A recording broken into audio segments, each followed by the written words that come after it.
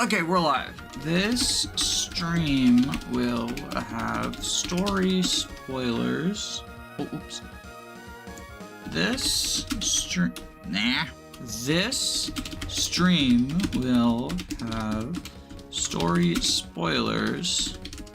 Although, if you've made it this far, probably already know that since we are near endgame.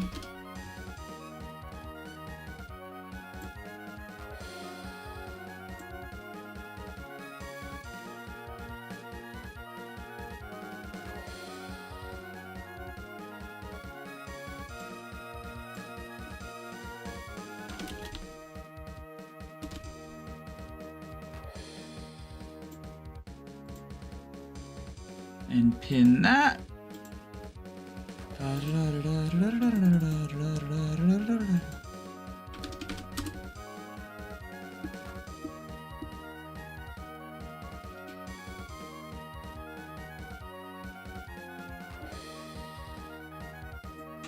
Okay, we should be good. Ugh, chat. I slept for like 12 hours last night.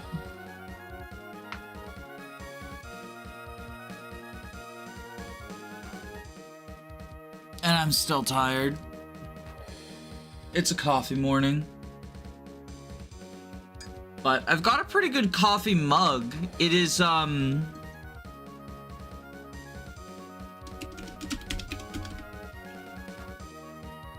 you know Lisa Frank? Who made all the like rainbowy notebooks and stuff? It's a Lisa Frank penis mug with a bunch of penises drawn in the Lisa Frank style. That's what I'm drinking my coffee out of. So that's pretty cool.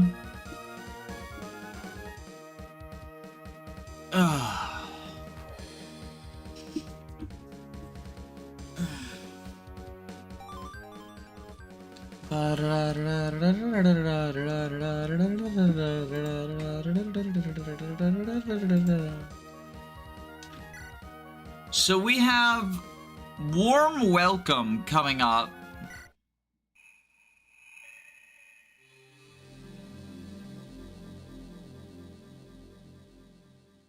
This is generally a pretty tricky map. We have to kill 3 different bosses. There's a anti-turtle with super weapons getting built up.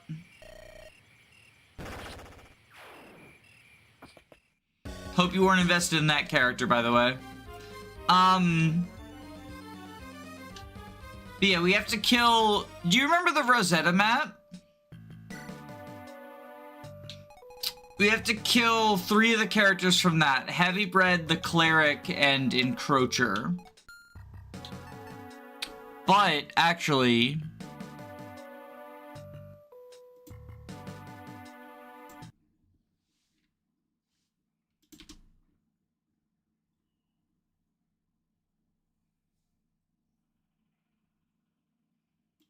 CC0.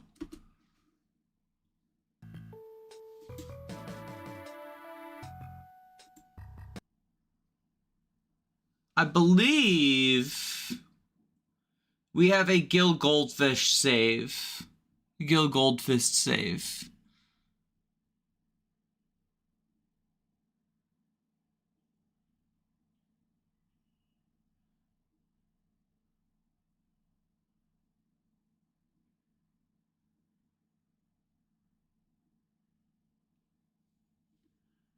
Because we need to do the Gil Goldfish unit review.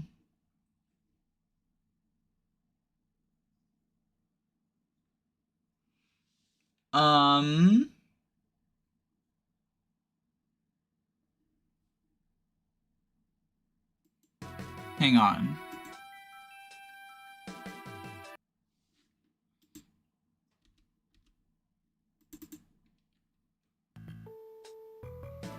No, that's the wrong one. That's the one I just made. Load state.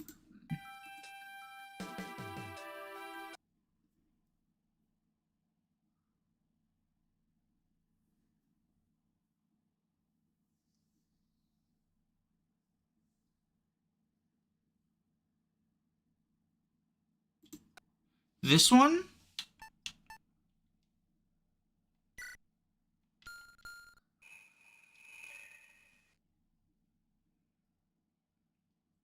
This should have gold fists.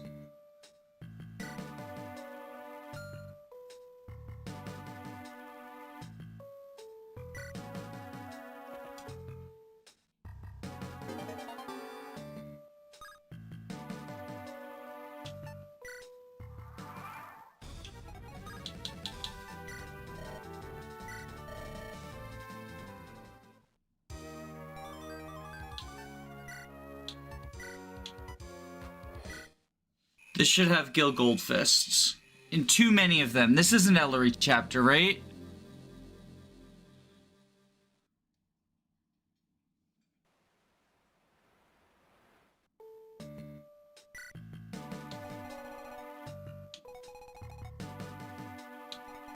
No, this is an Oriana chapter. Wait, hold on.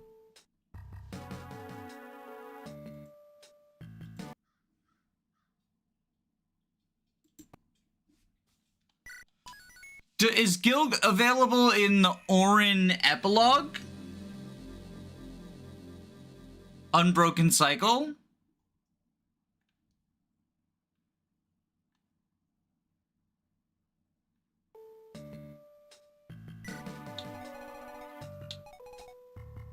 Gil Goldfist! Here he is, everyone! Here he fucking is. Gil fucking Goldfist. We had to do some save state shenanigans to get him. Because Gil is mutually exclusive with Chixin.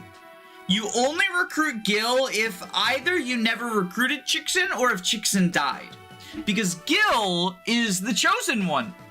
Gil is the chosen one who Chixin has been looking for to wield it. And as such, he actually has access to all of Chixin's swords. And also D-rank swords. Oh, that's not gonna be the right description because they're all Orin descriptions. But these are Gil Goldfist's fucking starting stats. And these are Gil Goldfist's garbage growth rates. RomHack est? No, more like vanilla est. 50% strength and speed aren't even good growths. Certain blow, plus 10 hit though, it's only plus 10 hit. Yep, Gil is certainly one of the units of all time. Oh, my alarm went off. That's the Gil is bad alarm. That's the Gil is bad alarm. Gil is fucking garbage. Bad bases, bad growths. This is basically your punishment for not fulfilling the Chixin side objective. Not even really like a Aaron versus Samson situation. Aaron versus garbage. Also, Gil's class of Lord is considered a trainee class. So you can't pay raise. You can't pay raise him either, right?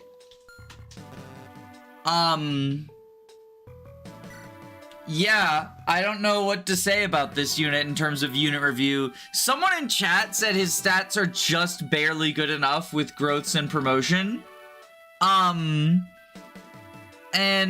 I find that hard to believe, because he also joins in Ellerie's Act 3, right? Like, some of the hardest maps in the game. We have defeating the 3 commanders, which we're about to do now, and then after that we have the war crime simulator, and then the boat map is our first sort of breather map, and like by breather map it's just on the same level as a regular map.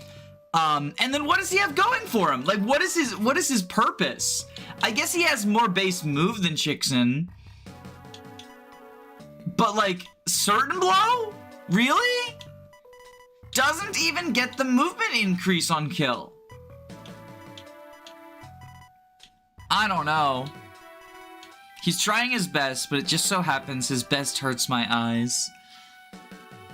I don't know. I think this is a joke unit. I think maybe this might be a joke unit on purpose bad. That's just my thoughts, though.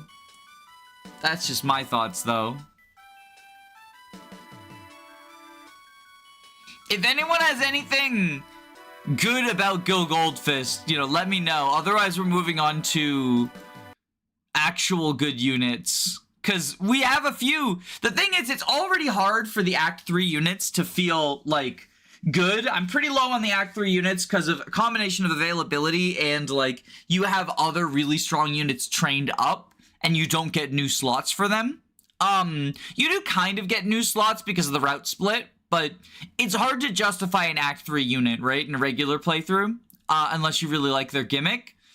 Gil, it's even harder to justify.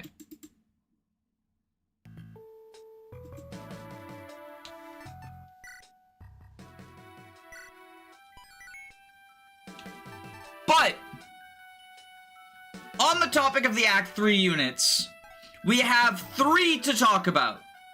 The first 2 are available in preps. Dazzle Dart and Big Bird have a gimmick where you can choose which army to send them to. They can either be in Oriana's army or Ellerie's army, up to you. I think typically people send Dazzle Dart with Ori and Big Bird with Ellerie, but you can send either way. And the reason that people like Dazzle Dart with Oriana is Dazzle Dart can participate in the chicken triangle attack as a chicken. So all the other 3 chickens go with Oriana. So Dazzle Dart being like the 4th of them is sort of the reason for that. Dazzle Dart is a bow chicken, can use bow and monster weapons, and has some interesting skills. So Bird of Prey is +1 to minimum range, and then gives you the ability to basically Gale Force off of dealing effective damage. You don't have to kill, you just have to deal effective damage. And Dazzle Dart has access to a lot of different effective damage. Obviously, bows are anti-flyer, but also Spellbang can deal anti-magic. The Flaming Bow can deal anti-wood. And the Sharp Claw is a rapier, right? So you have a lot of different ways of dealing effective damage with Bird of Prey and sort of Gale Forcing yourself. And you want to try to get those extra actions as often as possible, both because extra actions are good, and because you have Soaring Eagle. After 4 rounds of combat, you can use Airborne for 1 turn, and you gain 1 round. And you gain Flight, +8 bow range, and the Luna effect. This is a great way to just delete bosses from super far away. Dazzle Dart can use Crushing Bite. Yes, but it will be +1 range, so it's 2 range Crushing Bite. But Crushing Bite's also not effective, so Dazzle Dart doesn't want to Crushing Bite. Dazzle Dart wants to use effective weapons as often as possible. Like, despite being able to use monster weapons, I think outside of the Sharp Claw, she doesn't want any other monster weapons. Because anytime you're not dealing effective damage, I guess for your second attack, you could, like, effective damage and then Crushing Bite. But I just like having as much effectiveness as possible. Crushing Bite doesn't seem good when you already have a way to pierce defense, right? At 8 range, or sorry, it's at 10 range, because 11 range, because +1 to minimum range on regular bows. So this is just a really good way to delete, I mean, I say bosses, any problematic enemy that's super far away, you can just pierce them and kill them. Especially because you're probably doubling with 29 speed and an 80% speed growth. The rest of her growths are not super impressive to me. 23 defenses though, like Dazzle Dart's surprisingly bulky for being a 23 HP unit. Dashuda is her best weapon because it's got the rapier effect. You've already got a rapier effect in Monster Claws. Like, you can give her the shooter if you want. But I think you probably kill with Sharp Claw anyway.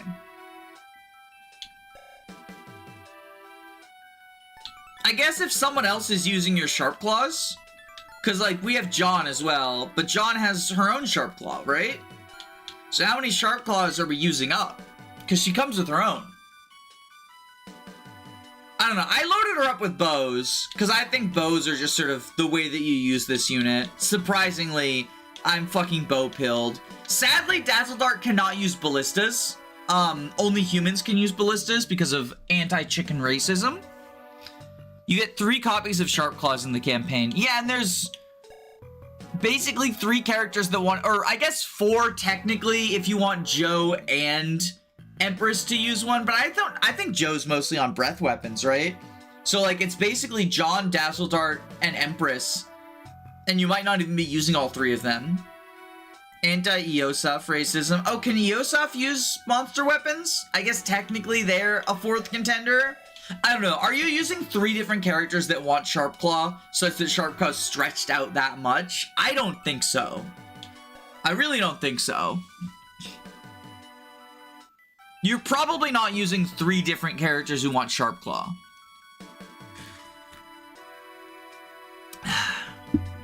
Yeah, Eosaf can't use ballistas either. Can they use monster weapons? Like, genuine question. I don't know. Because they use the rock. But I don't know if the rock is, like, monster or just personal. I know it's personal, but I don't know if it, like, indicates they can use monster weapons. I don't think they can. I think they have to use axes and bows. I don't think so, yeah. Like, they are a monster, but not like a monster. But yeah, I like Dazzle Dart. I like Dazzle Dart a lot. Obviously, being an Act 3 unit, she does have steep competition. I think if you haven't trained up a lot of Ori units, then Dazzle Dart's a pretty good contender for going Ori route, because like I said, the chicken triangle attack. I sent her on Ellerie route specifically for this map, because we have to kill 3 very far away bosses. And they're all pretty hard, so piercing their defense at +8 range seems pretty good. But I think most people, from what I hear, most people agree with me that Ori route is like the way to go, typically for Dazzle Dart, because it feels right? Meanwhile, Big Bird feels like a Ellerie unit. He also feels like a very silly unit. Book Zerker. Statted like a Berserker, you know, high strength. Better defense than I would expect from a Berserker. Low skill. Low speed, which is the unfortunate part. You don't double. But you might notice Book Zerker has books. Yes, he's not just an axe user, he's also a tome user. That's pretty fucking funny. The low skill is very unfortunate. Statted like a mage armor. He is statted like a mage armor because he actually has like decent magic. You know, he's got more strength, but decent magic. His luck is 24 for hit. Doesn't skill give more than luck? 2 hit versus luck gives 1, right? 1 hit, yeah. He has renewal. Renewal is actually really fucking good on a unit with 70 HP. 1/3 of 70 is like over 20, right? It's like 23. That's a lot of HP to heal per turn, right? Like that's usually gonna be 1 round of combat. Sadly we don't get to use his magic growth. 100%! 100%! 70% strength growth too, by the way. His growths are good in the areas where his base is already good, right? It's what you expect out of a pre-promote like this, right? The real question is, how can he read books? I'm pretty sure that's asked in his character description, because he's blind. No, there's a combo between him and Ellerie. He's the learner. He is the learner, because Filiomath is the learner's skill. So, Filiomath. Fire gives him extra bulk when it's equipped. Thunder cannot miss, so it gets around his bad skill stat, and gives him 75 crit. Which is why I've got him loaded up with bolting. I think he's a very good user of bolting for that reason. Wind gives him full move Canto, so he can Canto 8 tiles after using Wind. And Water gives him plus 20 AS, so it gets around his attack speed. The only Water Tome, I believe, is Wide Water. I don't think there's any other Water Tomes, but it's Wide Water. Wind Magic is so bad, he'll just miss with it. I mean, he only has 8 skill, but Wind Magic is... Oh, well, no, it's not. I'm thinking of fucking Vanilla with the 60 hit. People encouraged me to purchase skill boosters for him, because if you want to go high on Bird, there is the Eagle Roast vendor in 17X, and that's sort of the way that you fix his skill, is just buy a bunch of Eagle Roast. We have, I think, 2 Eagle Roasts at base, 3 Eagle Roasts. So we can boost his skill by 6, up to 15, which is manageable, even though it's not great. Like, looking at our other characters, right? 15 skill is not terrible. Would Auto Grip do anything for him? Boosting up his hit with Auto Grip would also do something for him. Of course, that's gonna make the Hagendire fans upset. But yes, Auto Grip plus 20 hit would actually do something for him. That's functionally 10 skill, right? I didn't even bother with him on my run. I just used Fire and Thunder. Yeah, because Fire and Thunder have decent enough hit rates anyway, that with his bad skill, he's probably pretty good with them. Dicer of Dan, like, being brave is something he appreciates at least, because he's not doubling without bravery, right? We have a second copy of Wide Water, I believe. Yeah, we have a second copy of Wide Water that we could give him as well. If we want to boost his speed that way. 28 defense, 21 resistance. Yeah, because the boosts from fire, kind of gross. Sal's surprise, kaboom. 6 Sid 6 Slicer is neat. He has a support with Locust, but Locust is not recruitable. That's more just a flavor thing. Yeah, I like Bird. He again falls into the Act 3 problem of availability, plus you've probably trained up other people, but at least he has a really interesting gimmick, and I think both of his skills are quite good. It's just, you do have to work around the skill stat. Surely Locust recruit for 3.0. Yes, we'll get to recruit Locust in the final map, where she shows up. Support with an NPC. Hey, Olwyn Archetype! Olwyn Archetype! Thunder Mage with support with the NPC. Olwyn Archetype. Honestly, worth considering just not even giving him an axe. Like, because his magic combat has all the extra effects. The axe combat just goes off of his high strength. Sadly, no playable rogue. There'll be Penton Louise in the side quill, trust me. Is there a Cerulean side quill getting worked on? I would imagine there can't be a direct sequel because, you know, the Ellerie versus Oriana endings, they contradict each other, right? As to, we have the spoiler warning pinned, I can say it. Whether or not you kill Ellerie is up to the player. Did you hear about CC2? Oh, so there actually is a CC2?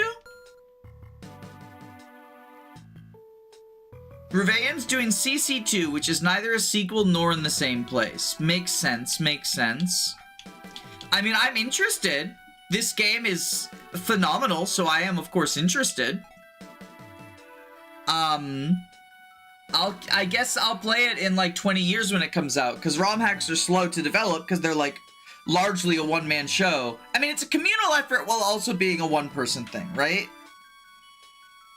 It's an alt history following Gecko. Yo, wait, Gecko! I love Gecko! Gecko's one of my favorites. We Gale Force trained her up. She got speed screwed in my stream playthrough. It was so fucking funny. Anyway, that's that. Now let's move on to this map. This map's pretty difficult. For anyone who wasn't here at the start, Oh, right, we have another unit review.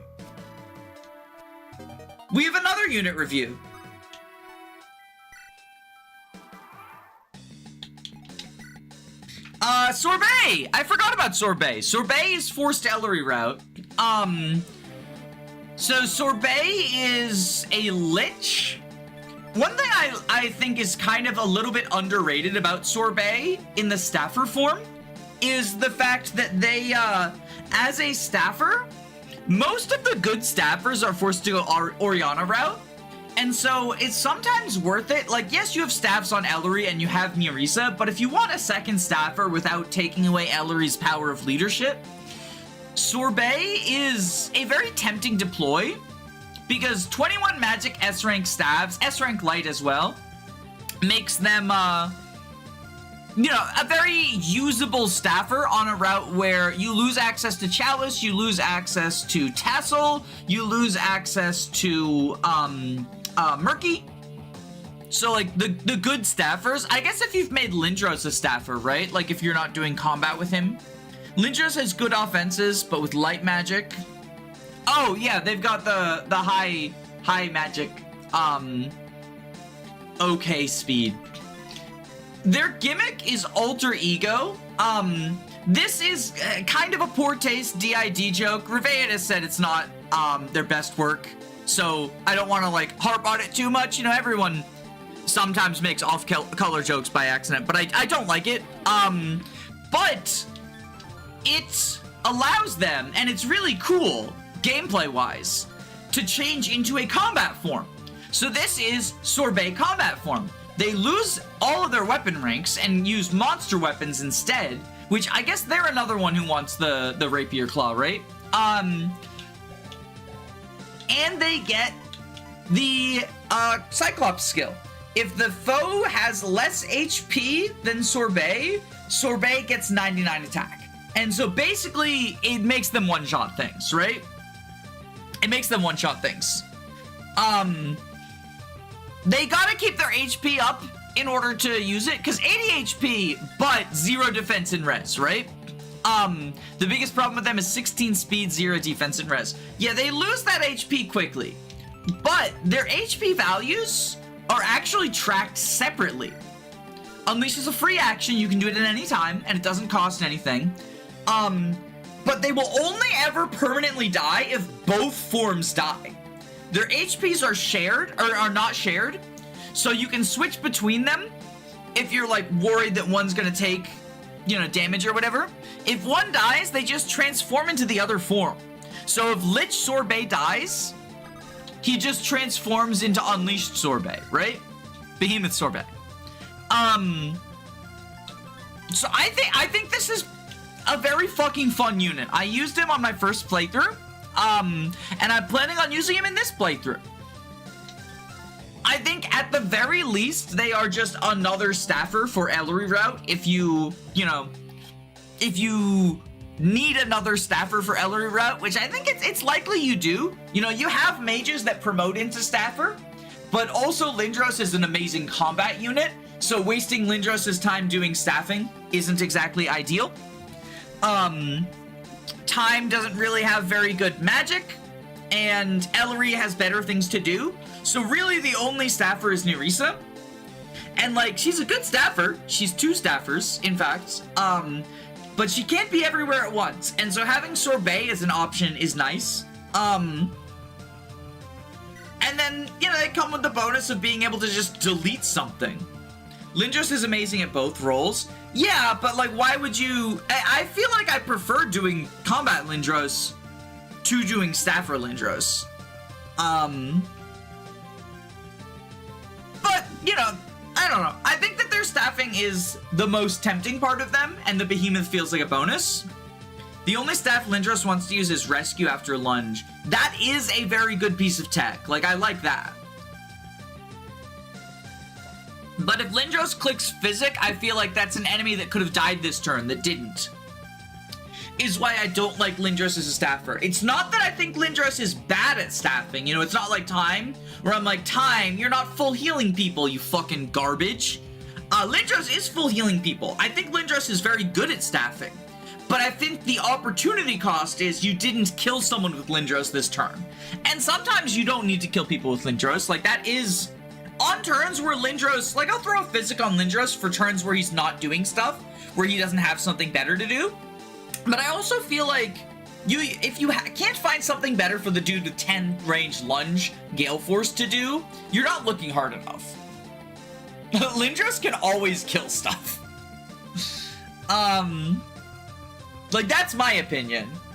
But maybe I'm underutilizing Physic Lindros.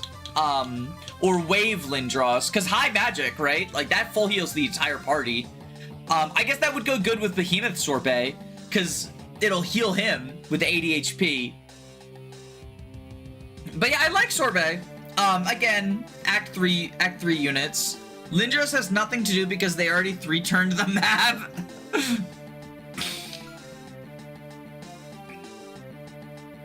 Or S-rank staff Lindros. You mean the combat one, or is there another one I don't know about?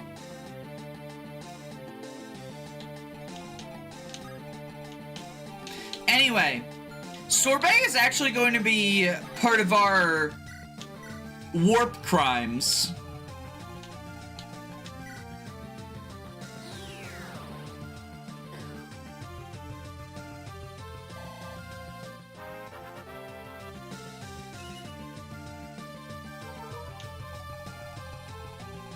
Because I'm planning on one-turning this map. Spoilers. A tree is usually easier to fell than a human. Please be still. Nope.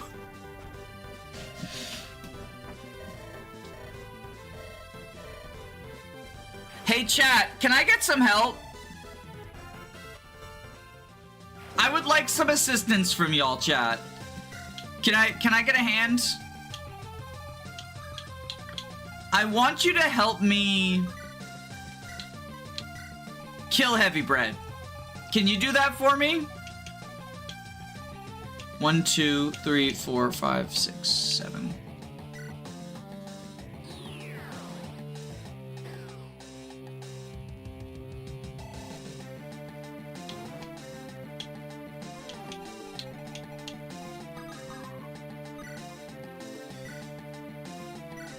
Can you do me this favor?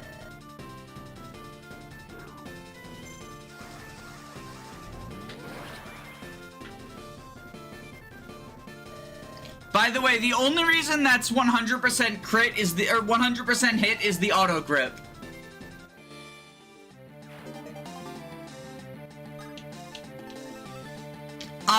It was like a 60%. It was like a 62% before auto grip. Anyway, we're just gonna throw away the purge.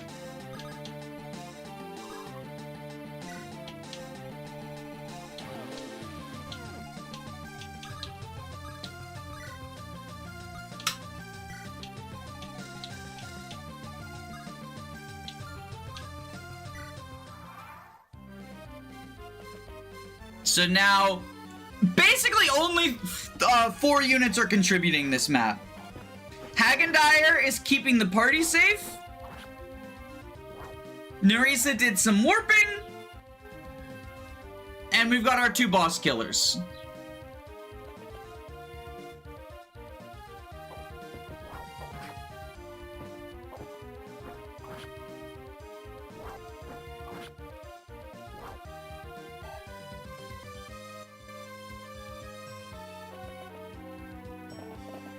I thought he lived all 3 of these. Maybe I'm wrong. Hag Peak. He might suck. I guess we'll find out. Oh. Wait, Ellerie lives? Ellerie fucking lives? I mean, she gotta dodge one. Holy shit! That's funny. That's funny.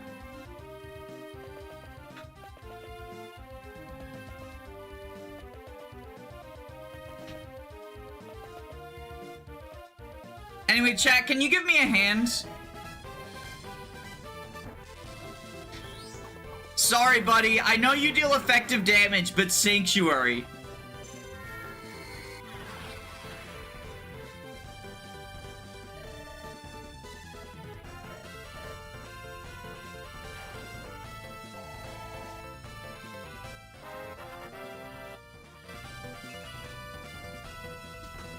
We gotta enemy phase him because he has Vantage Plus and Sanctuary.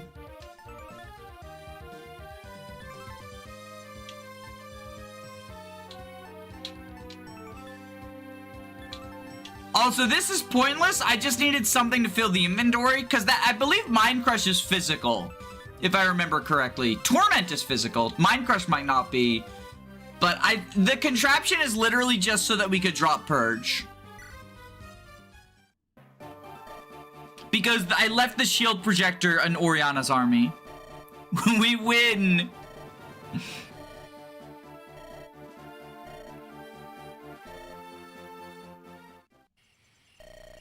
These mud-dwelling persons have dared to line up some kind of resistance. Imagine the army surrendering after just 2 people go to the back lines and kill their bosses. Like,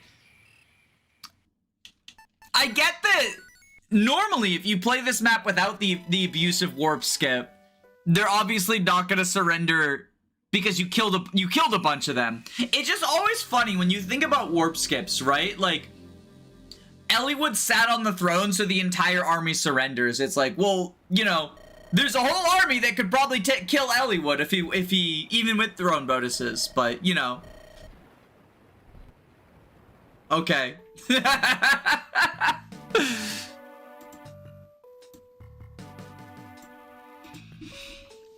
We have to actually pick units now. I have to actually play the fucking map this time.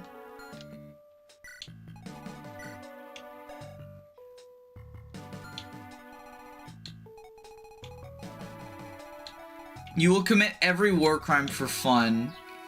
Okay, chat, I need to know what each reward is for the various war crimes.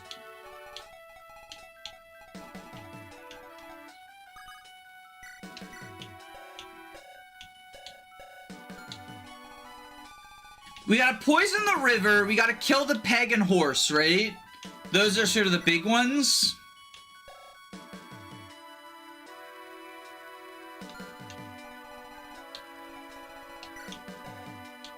He has a sword he can't use.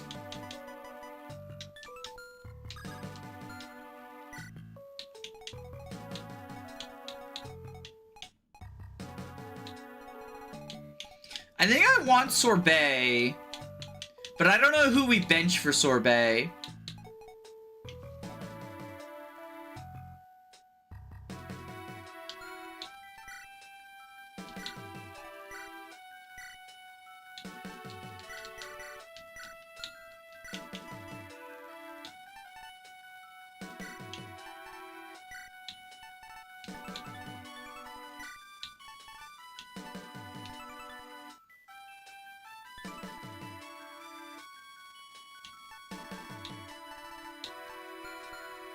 If you want Bobby, you have to commit everything. I don't care about Bobby, to be honest.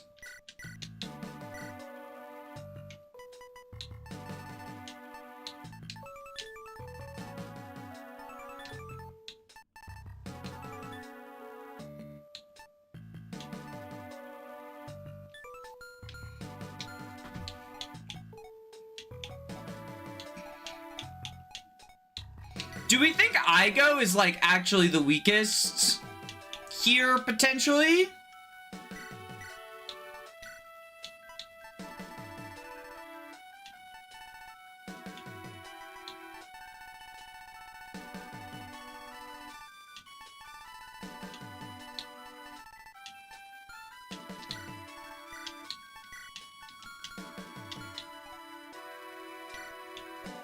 Like, Mr. Stats' stats aren't keeping up, but he has the Poolong.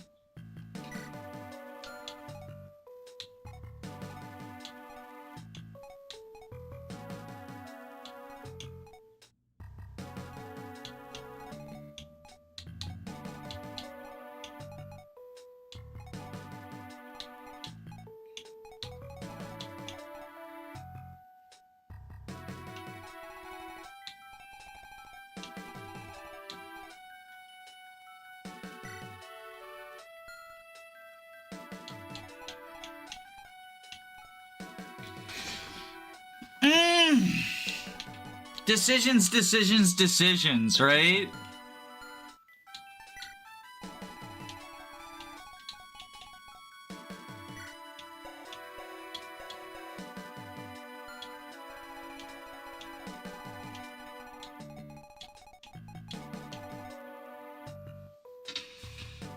Honestly, the S-Ring sword is more usable on the other route. For what, Oriana?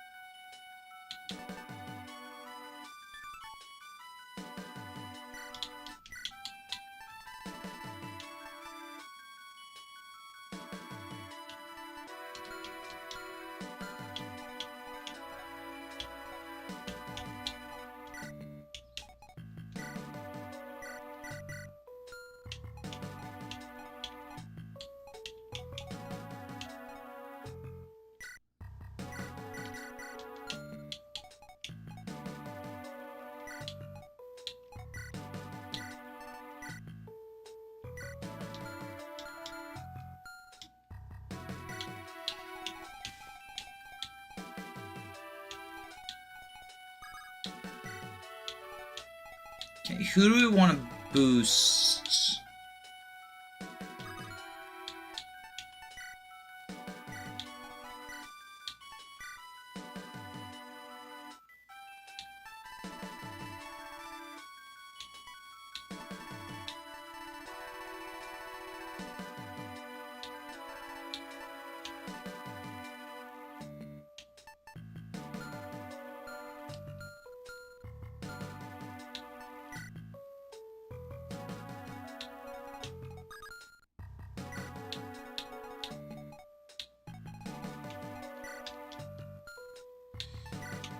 Go there. Plucker's gift we'll give to probably Dazzle Dart. No. Evadne? No.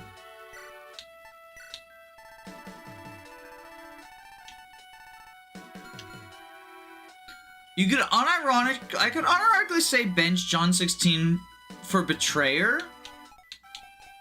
John has been like goated for us though. Like John has done some ridiculous stuff for us.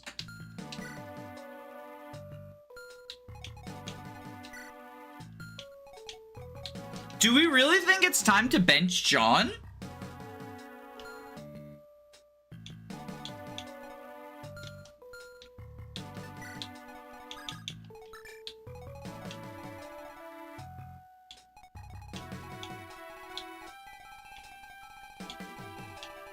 This map is big, Betrayer being alone isn't hard.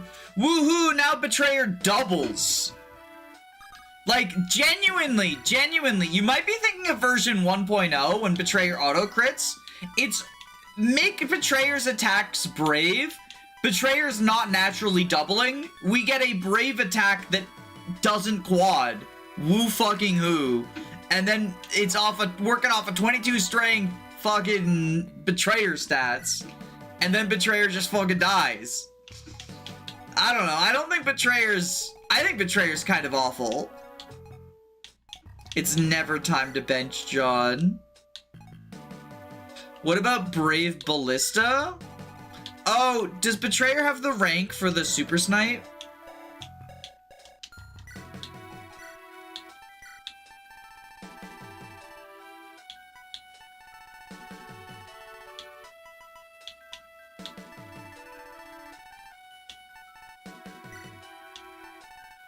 And they can use the regular ballista, you're right.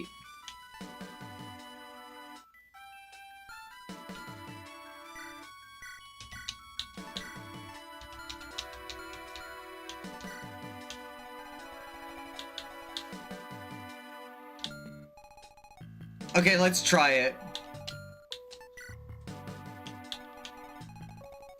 I'll be real, Betrayer is basically discount Tassel for combat where he clicks the magic bow button. 20 magic, you're right. God damn, okay. We're making Betrayer into the sniper. No axes, only sniper.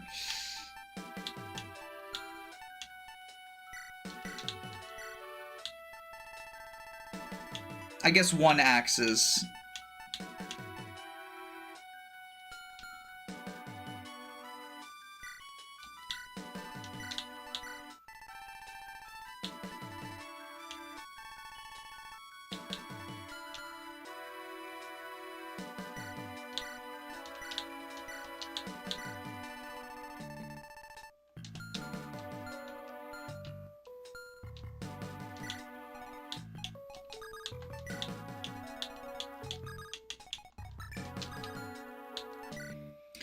So then let's give Quilin the Plucker's Gift.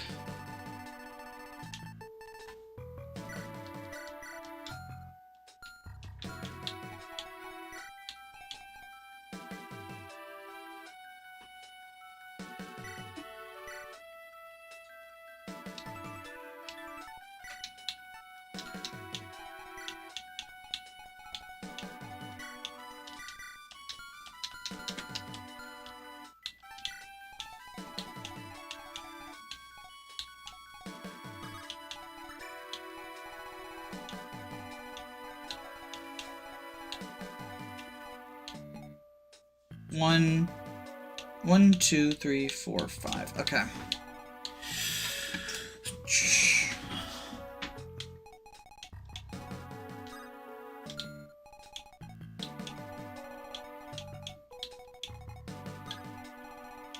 Okay, let's try it like this.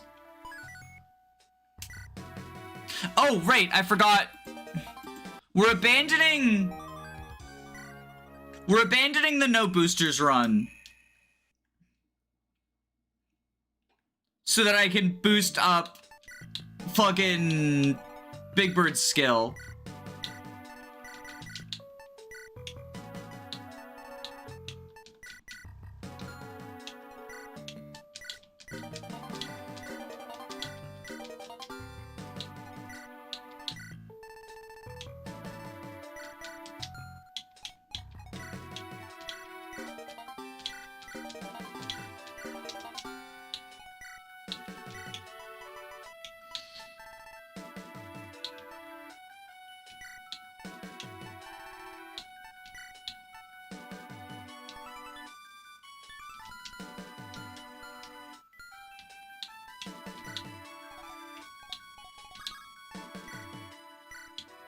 Alright, time to salt the earth.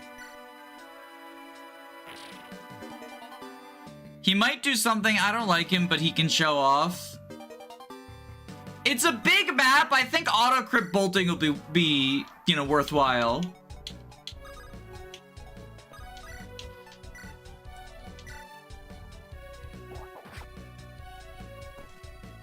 Betrayer! Gaming.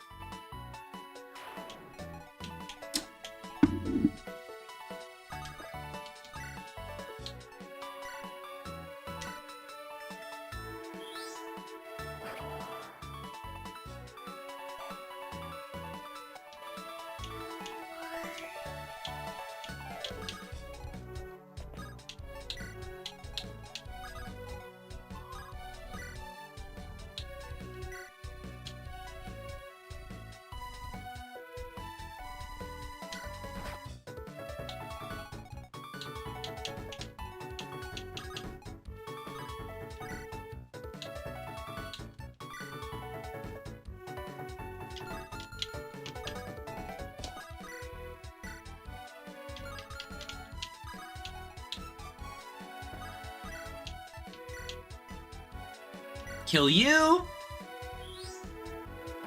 I wonder if Berwick's will instantly pop up and beg for Hagendire for favoritism. I mean, Hagendire's right here. He's still getting deployed. What more favoritism can we ask for? I guess boosters? Only Big Bird gets boosters, smiley face.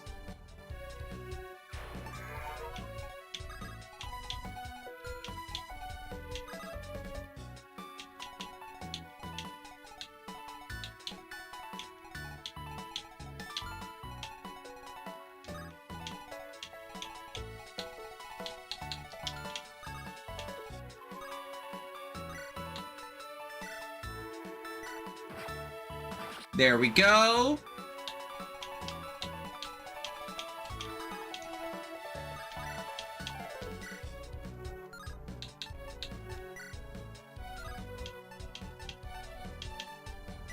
Yeah, let's orange special you.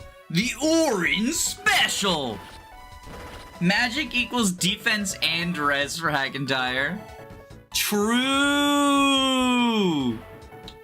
I'm dreading this map on my Misery playthrough. This does sound, well, miserable on Misery.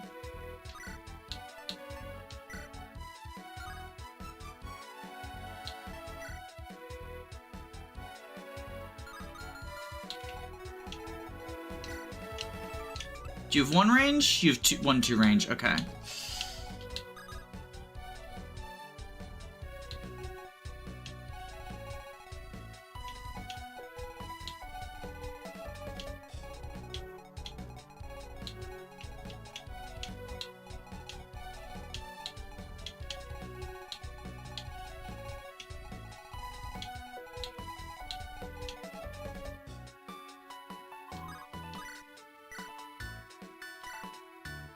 Hag might reach 20 defense with his personal skill and stat boosters.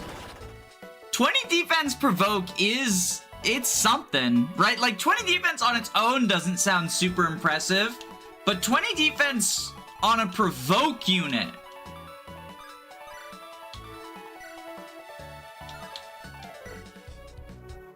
Is something. Dicer of 10.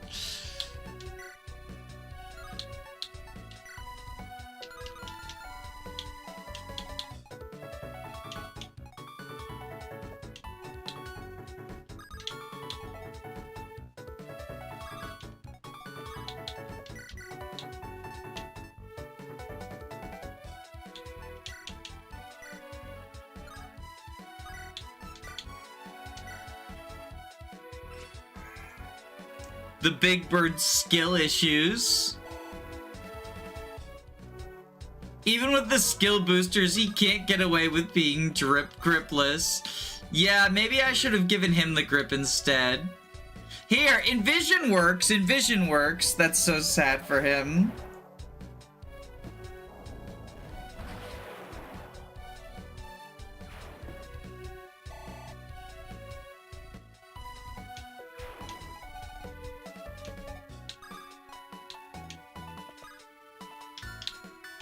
What happens when we talk to the town dog?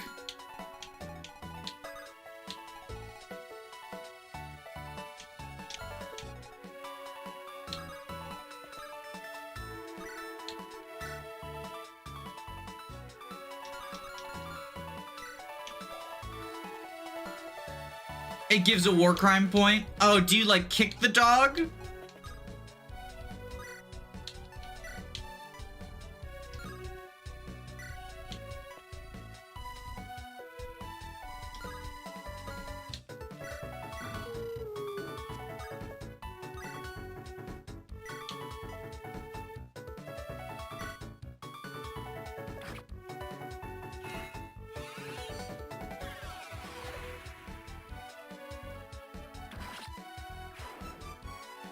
Both killing and talking are separate flags, so you can get 34 out of 33.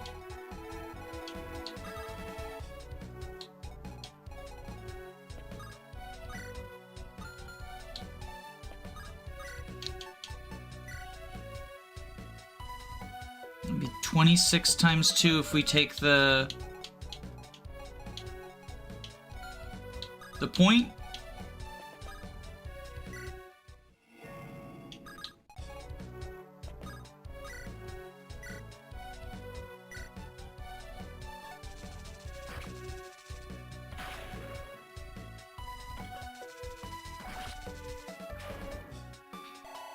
That actually helps to save time on this map. Yeah, I mean, like, I think we can probably kill it pretty easy.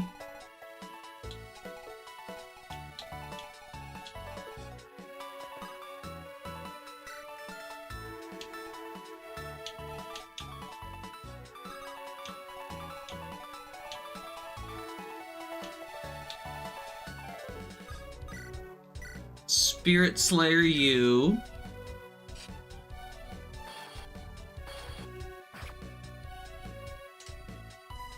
What's Dazzledart's level? 17? That's Dazzledart's base level.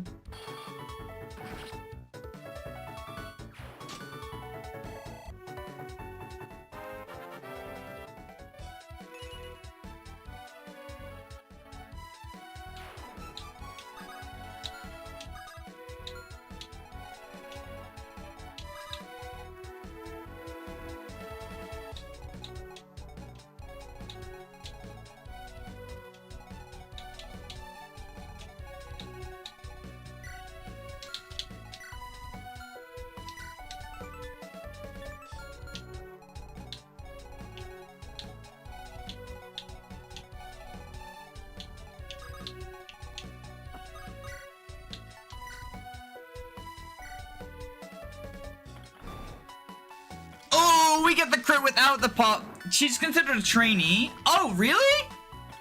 I didn't realize that. Free tier 3 promo, hell yeah.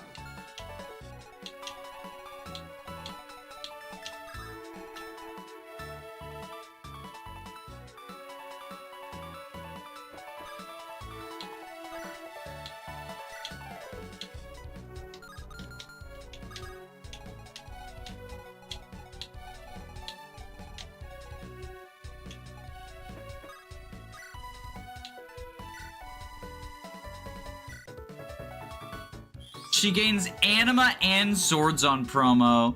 Oh, with Anima you get more effectiveness because of the big explosion with fire. The fire effectiveness thing.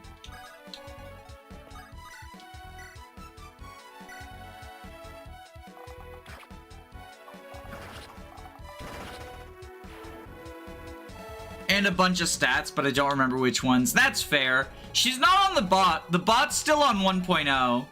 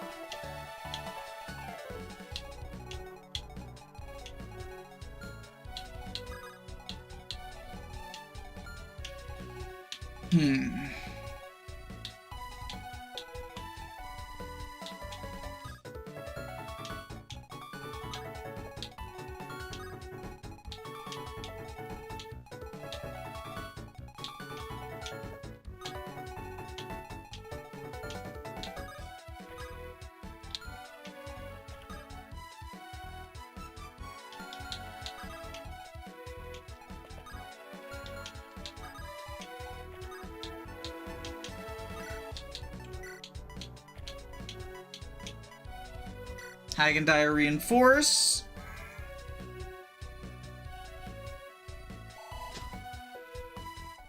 Sal's Surprise doesn't work on War Monks or Mages.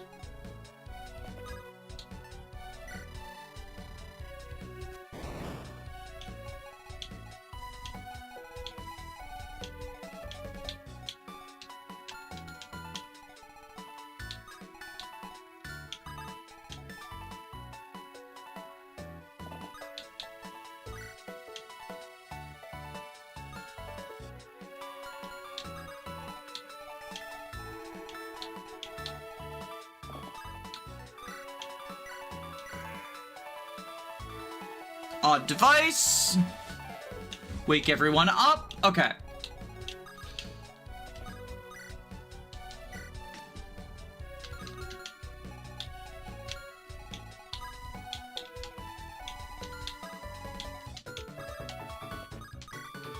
Orange Special. The woke device.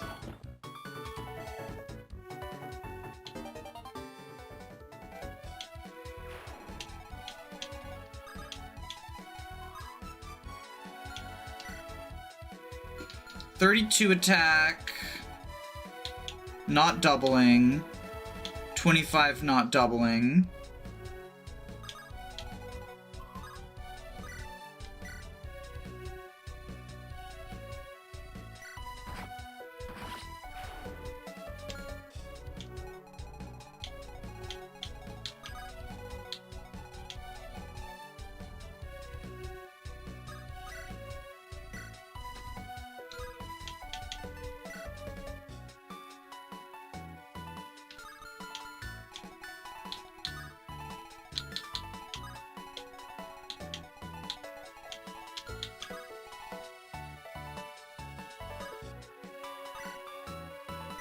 Duandao.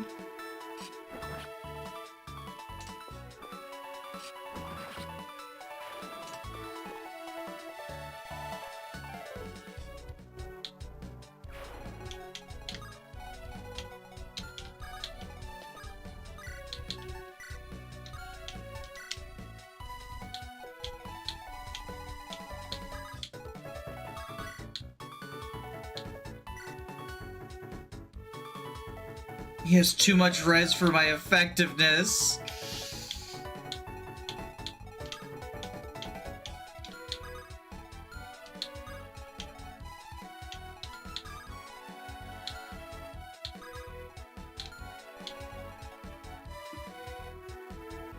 .28 attack.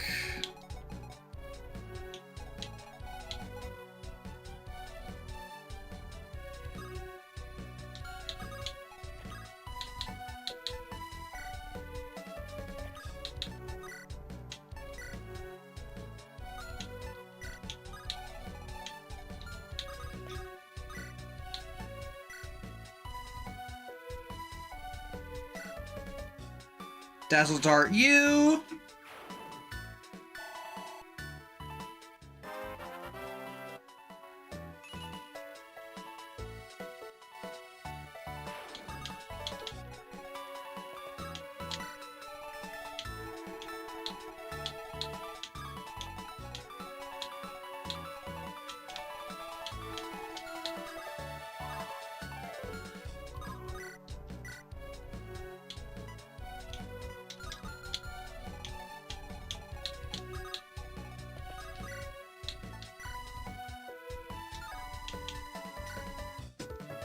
Okay, with Silverbow U, with Betrayer,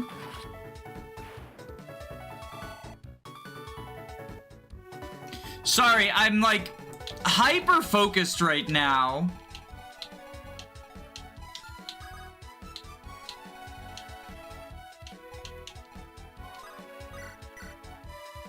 Yeah, that doesn't work because you can't crit.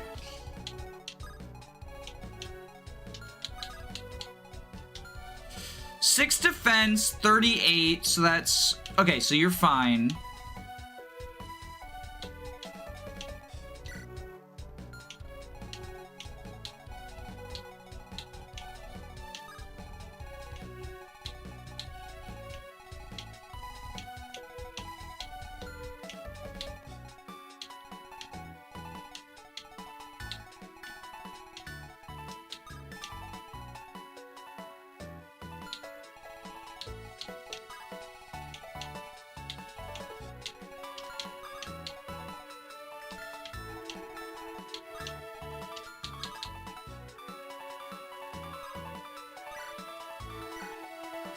Purge you. Lock the fuck in. Yeah, I'm locked in, but chat's helping. See? Chat's helping. But I am locked in. I did a hand motion to indicate locked in, and then I realized that's unhelpful. Because you can't see my hands.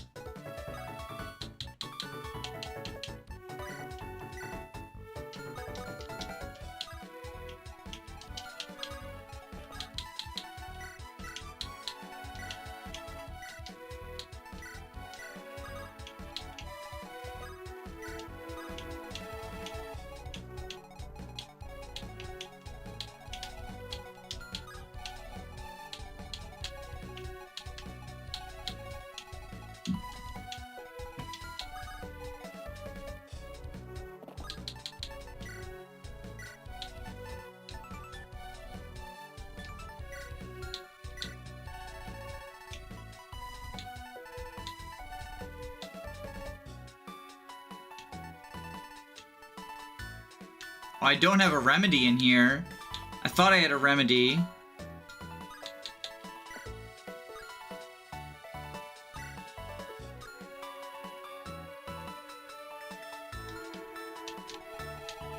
Oh well.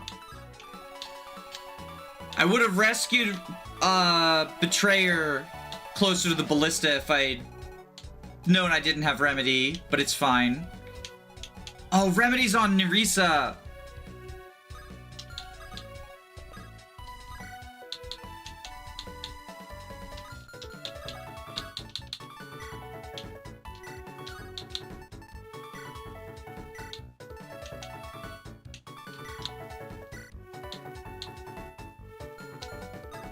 No, remedy must be on Ori route.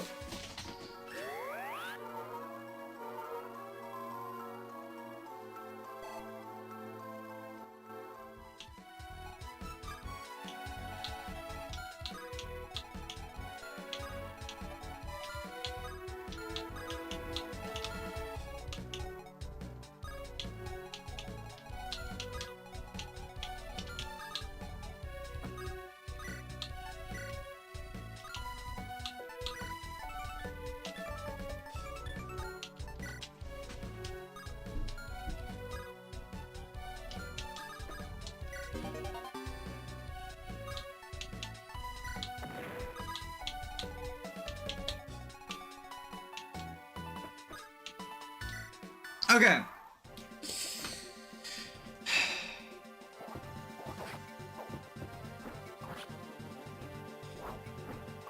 The enemy ordering might have fucked me there. Because now the Swordmaster can attack Wisp.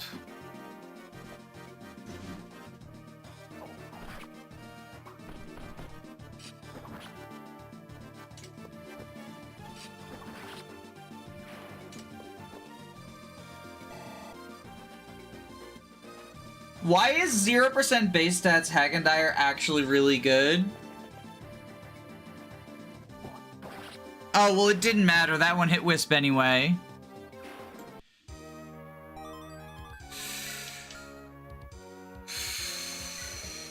Okay, well, we have some stuff we can improve with anyway. Impending Doom, you...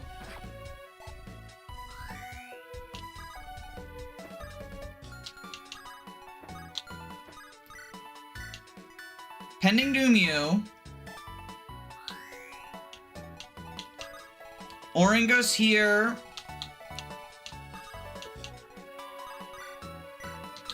Ballista, you.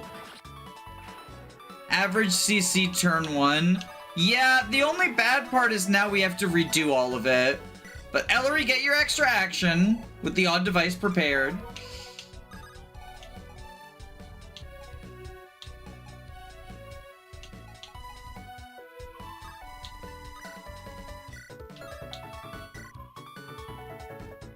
Chukonu.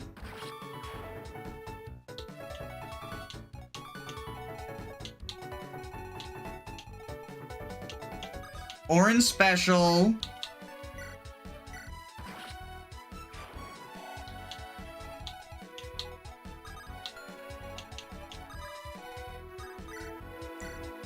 Spirit Slayer you.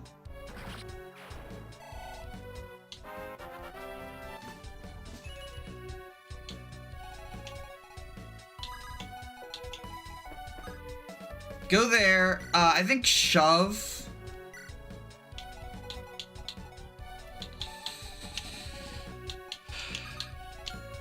Betrayer is going to betray this guy with the Sanshushori.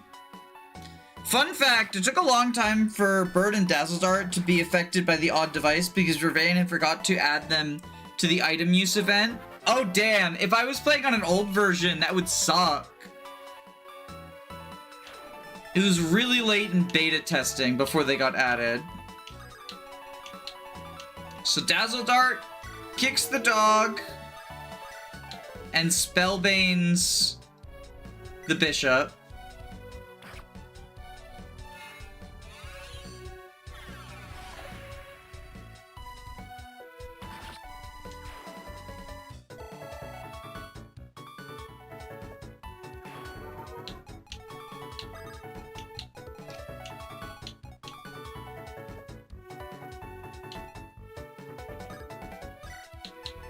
Then Sharp Claws. Oh, right. We need to Ley Line and then Sharp Claw.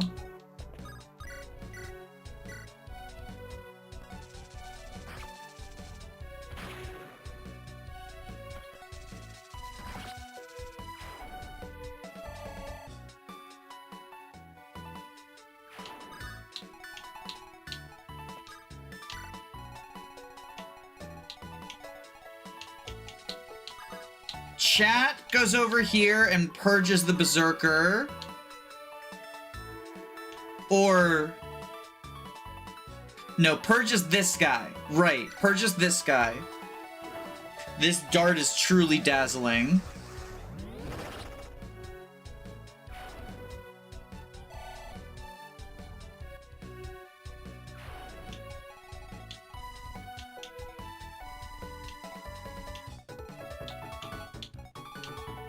We telescope this guy.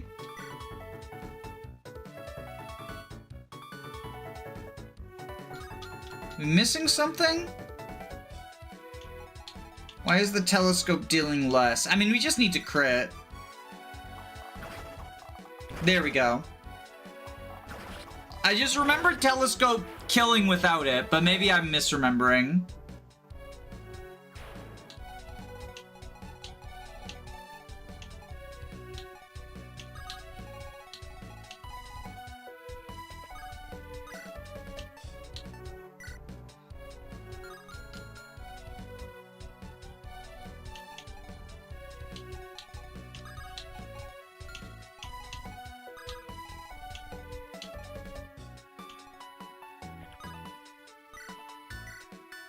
We lacerate you.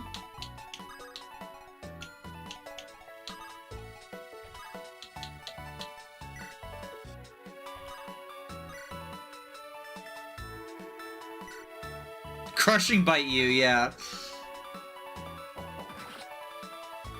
This is somehow Avon TMGC's fault. Inversing defenses moment.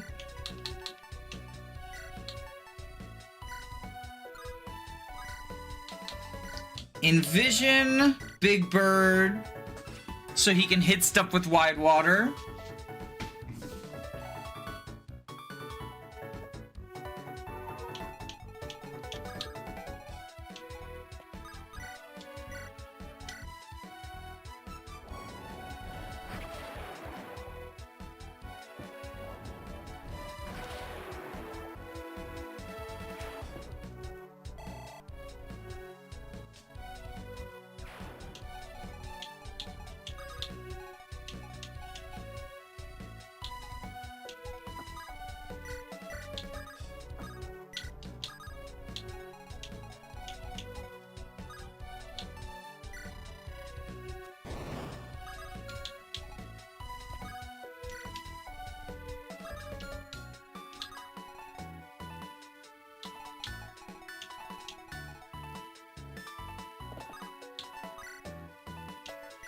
Use the odd device.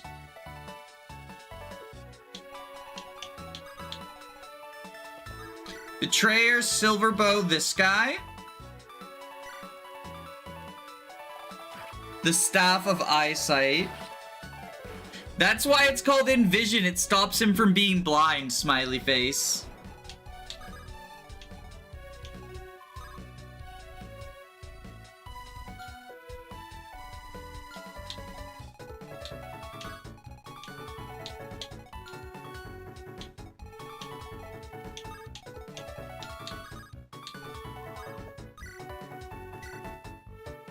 Purge you. Speaking of odd device, have you ever seen Sequoia use it in 17?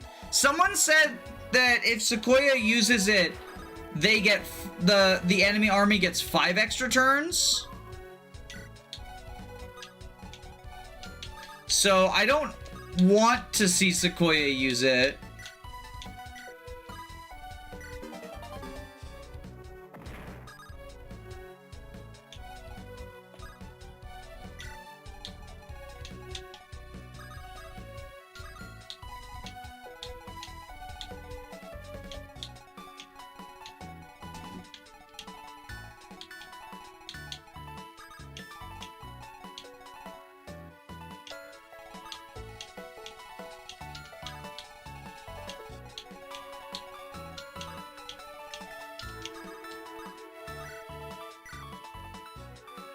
Okay, we'll Spirit Slayer you with Wisp. It perpetually grays out your entire army. Oh, is it just infinite? Okay.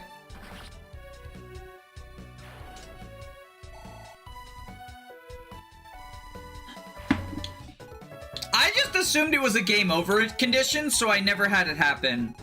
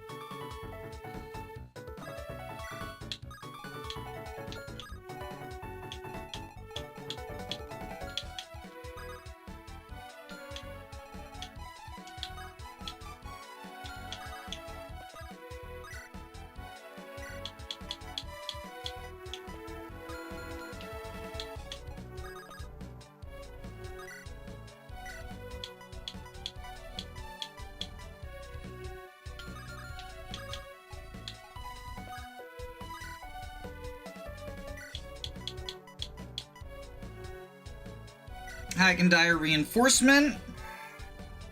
I would say the last map, this map, and the next map are the most brutal part of the game. Next map is the Oriana Defend map, right?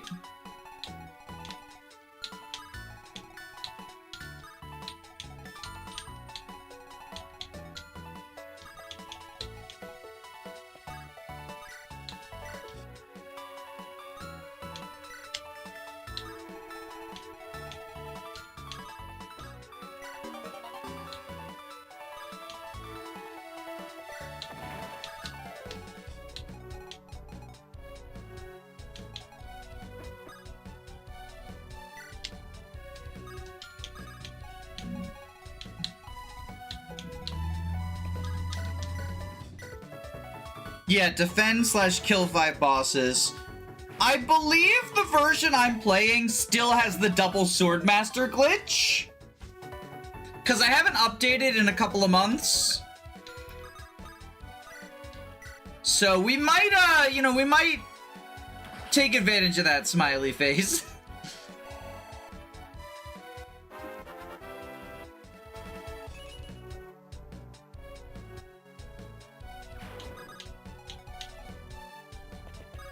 That'll be useful. I mean, I think she's, generally good enough on her own anyway. But it definitely makes it easier. I genuinely didn't realize it was a glitch. Because of, how good she is anyway.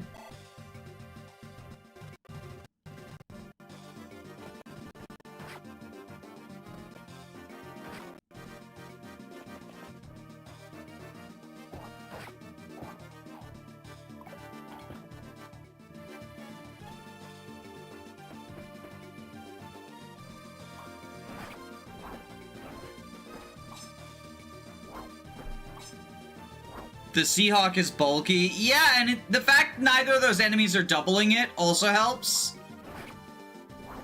Alright, chat, thanks for your assistance. It's in character. I mean, she says, trust me, I've got it on my own. And then a second copy of her spawns. You know, it made sense to me.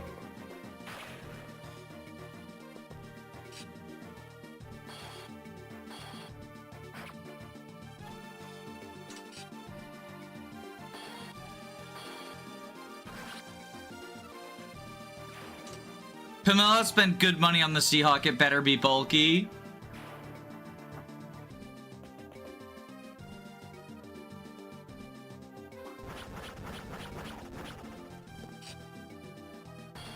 You better not get doubled, Wisp. Thank you.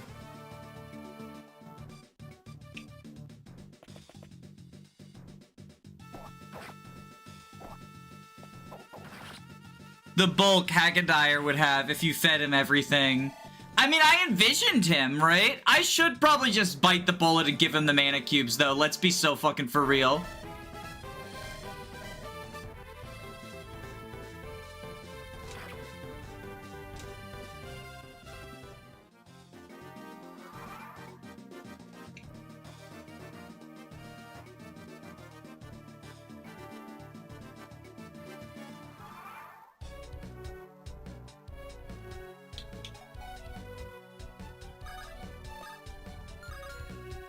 Why can't I airborne? I've done... Oh, it's 4 rounds of combat, right.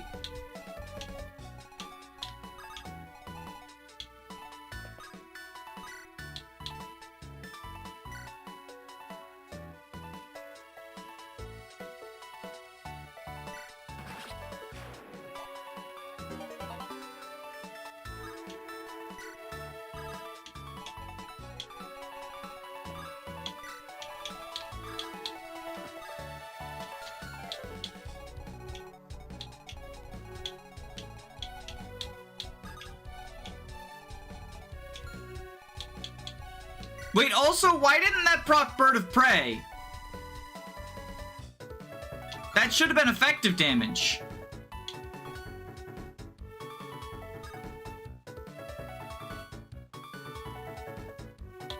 Hold on. This is not gonna count as one of my turn wheels because I need to see what's going on.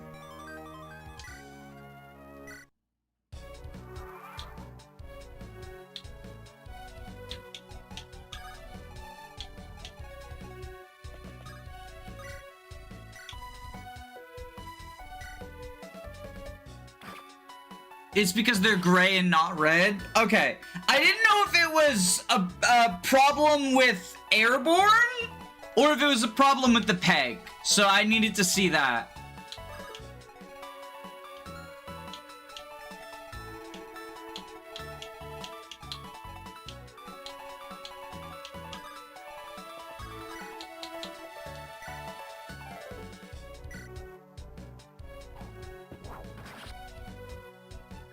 Glitches don't count for turn wheels. That's how I feel.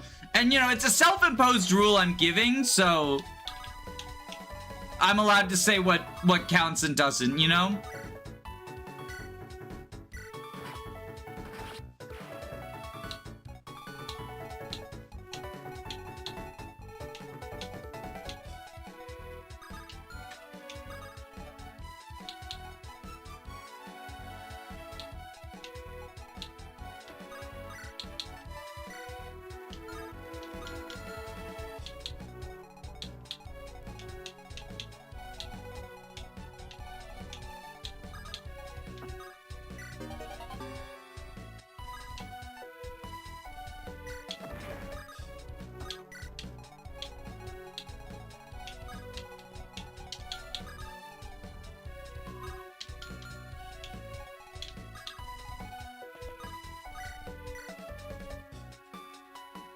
Just crit.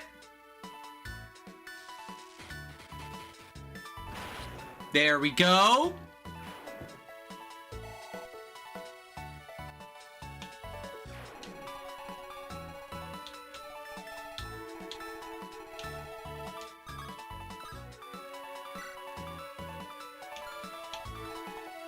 What? Oh, that was super snipe range it was showing.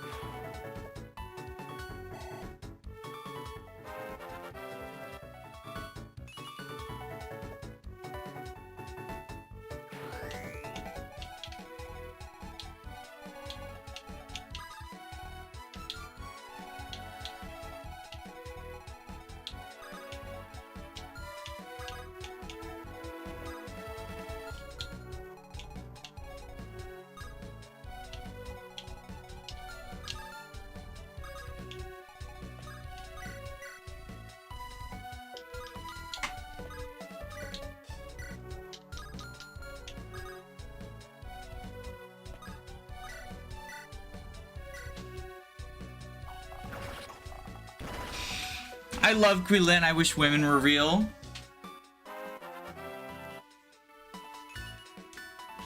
Ben Trayer has the Brave Ballista.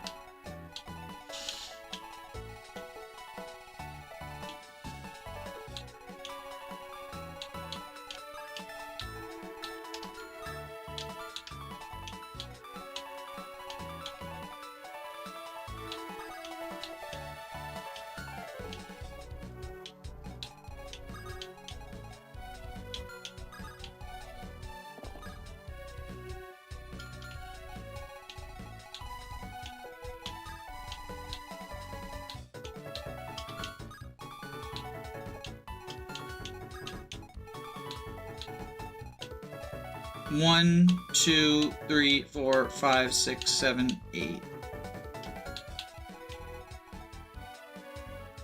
1, 2, 3, 4, 5, 6, 7, 8, 9, 10.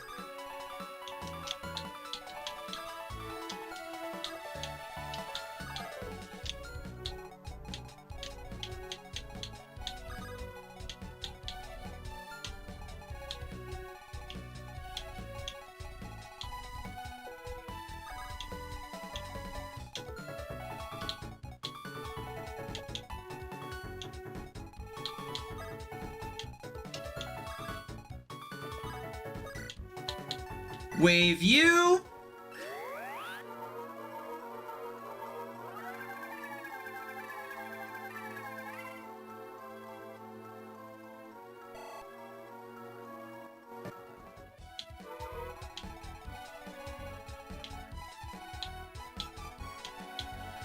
What's from this village? What do we get from this village?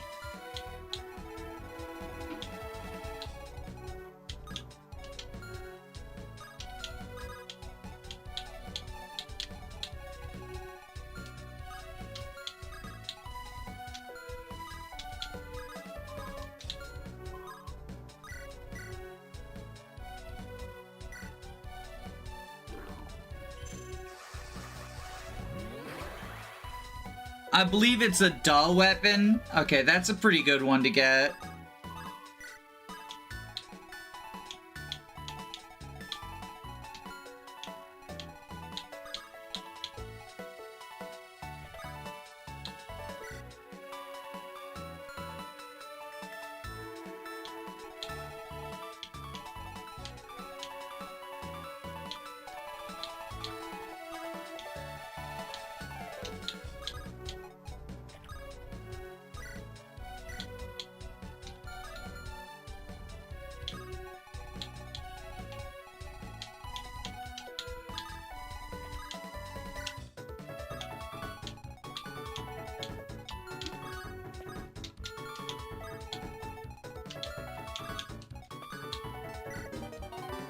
More Hagadire bulk!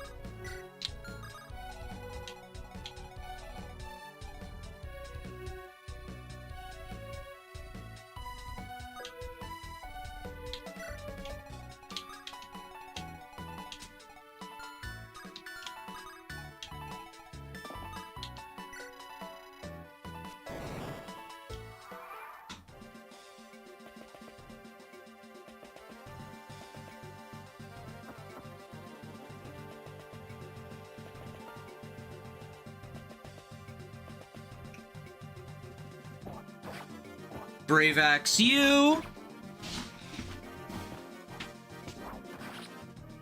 Do you plan to give the raw defense and mana juice to someone else?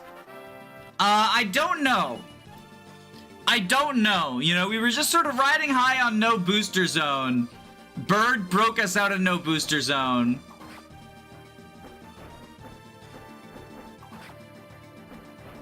And he still needs fucking Envision to hit anything.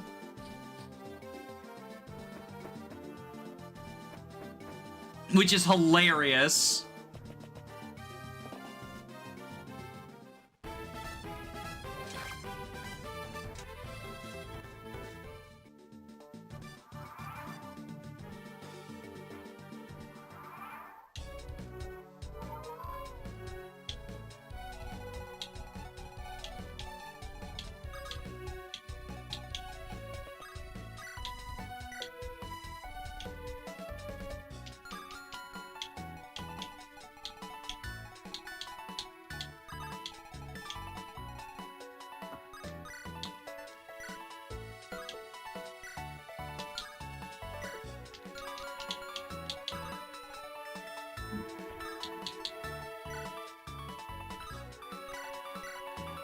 Crushing Bite you. We could be really funny and kill off Chickson and kill Goldfish all the boosters.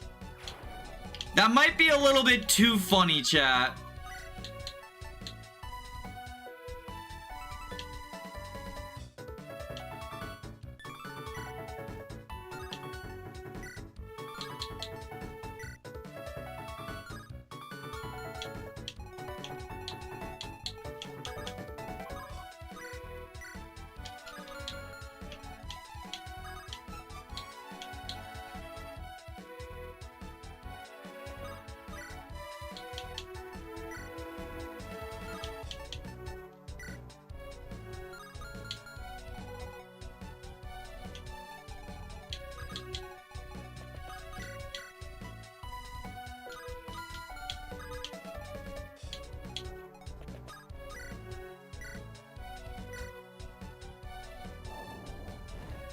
Stop, you're having a bit too much fun.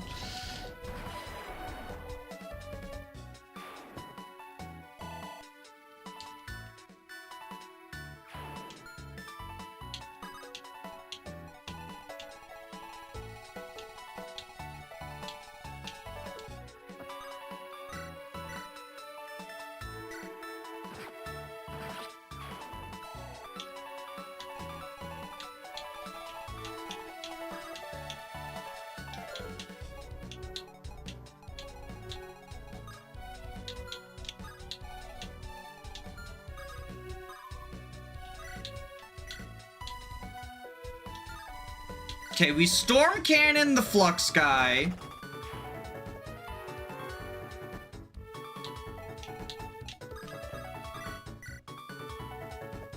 Brave Axe you. We're gonna wave again this turn. I hate that Berwick Saga would have an okay argument to give everything to Hagendire, not be completely in the wrong. I think Hagendire might be slept on, and I think I might be one of the people that was sleeping on him. That's sort of where I'm at right now. So, if you hate that, good.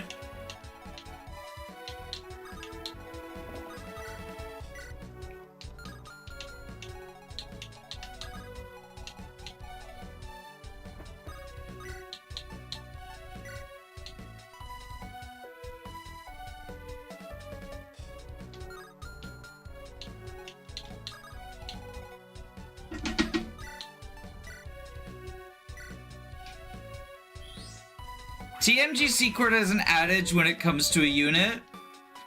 Unfortunately, Hagendire is very good.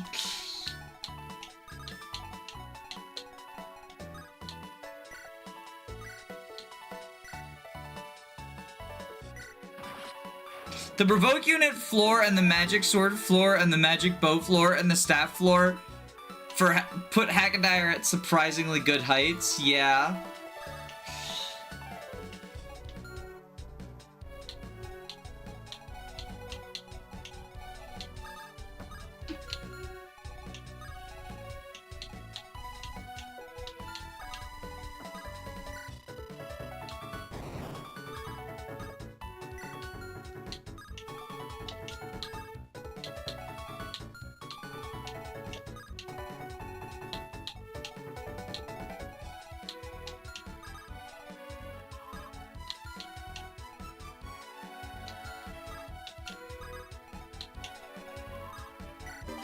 Get some gold.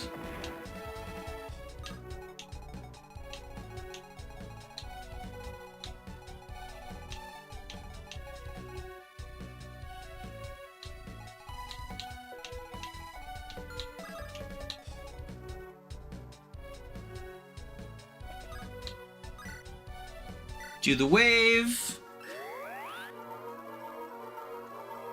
I was doing Misery and Untrained, you and doing so well in Act 3 surprised me. He one-runs a lot at level 15 in Misery mode. They weren't lying, my boy is versatile. I will say, I think the bow stuff is definitely like his weakest attribute.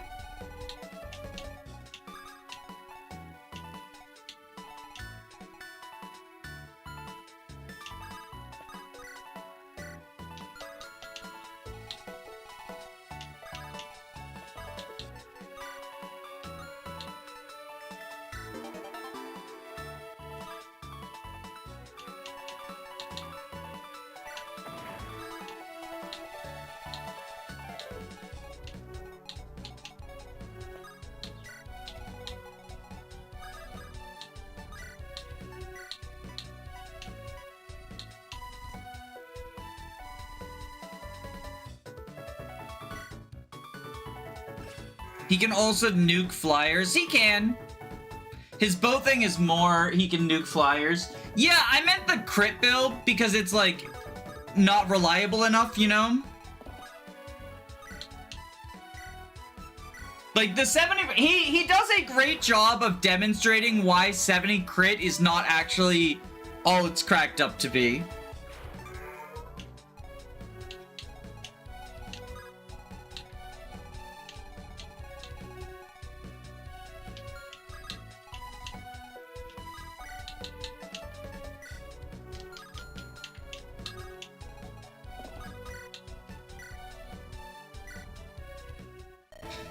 Cinquin, my inbred witless cousin. Ellerie, you were behind this? What gave you the audacity? The lance in my hand is what gives me the audacity. Stop! I order you in the name of House Heron. By Ellis, you haven't changed one bit since we last met. Well, well, well, Cinquin. I haven't forgotten how you treated me. How do you want to die? Ellerie, don't you dare! I am your cousin! Is my blood not too filthy for that? Cinquin, which limb do you want me to cut off first? Have mercy! Don't worry, cousin. I'm sure I'll get a better chance to execute you later.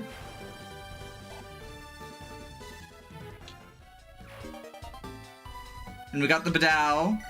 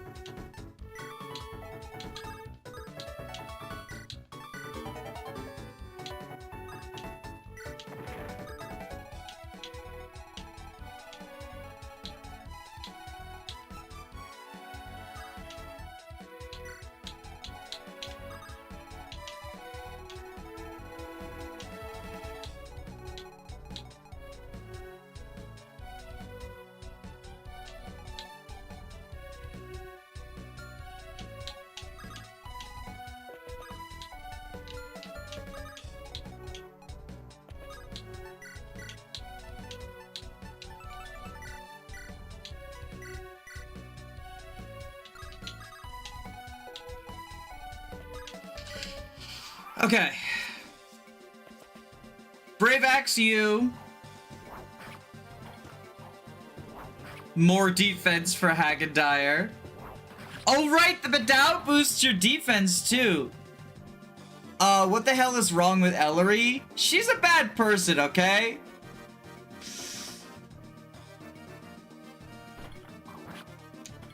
God forbid women have a hobby, and that hobby is being fucking a piece of shit.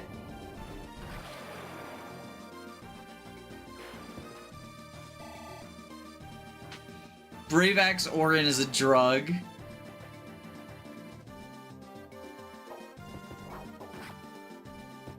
Oh, wait, no, the Wyvern's gonna attack someone else now. Hagendire's not provoking, because this guy, the positioning.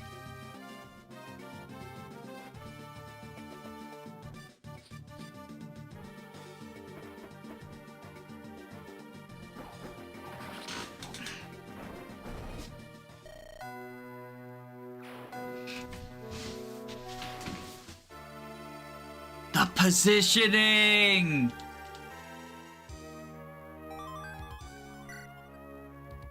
Okay, that's turn wheel number... That's the first turn wheel, because the other one was a glitch moment.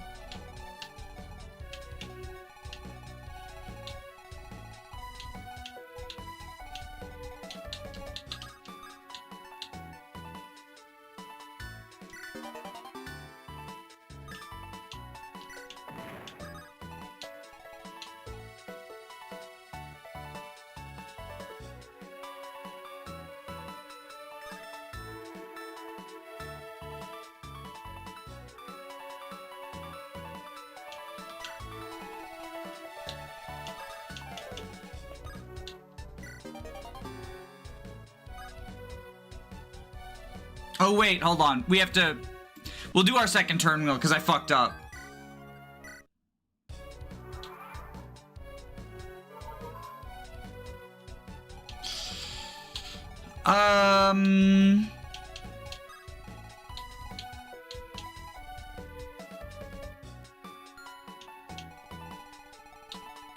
So first, Bravax Orin does this.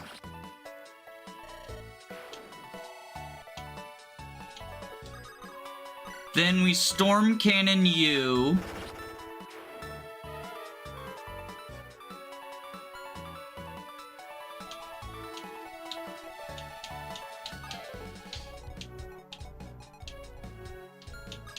We have you equip the Fancy Stabber, visit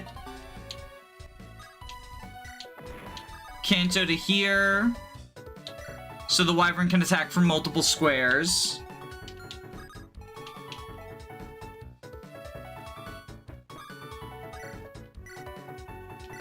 Lightning.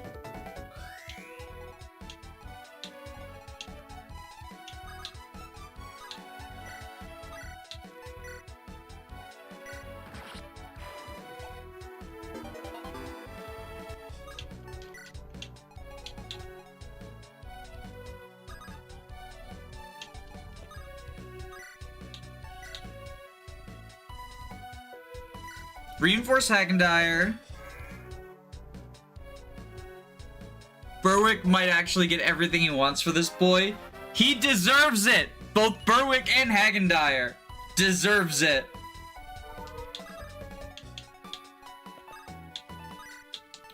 Do the wave.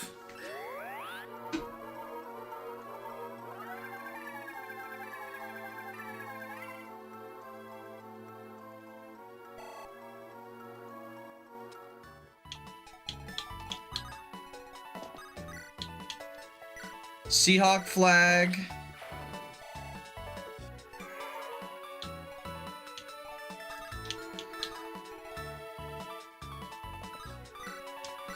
Widewater.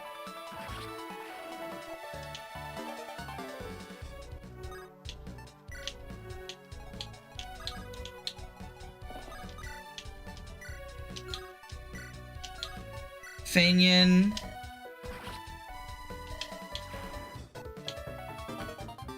Bow Dow.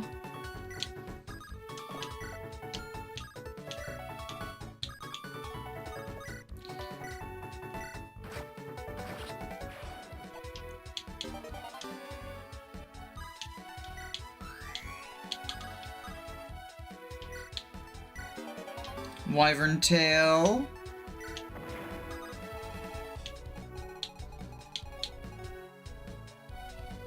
Go there.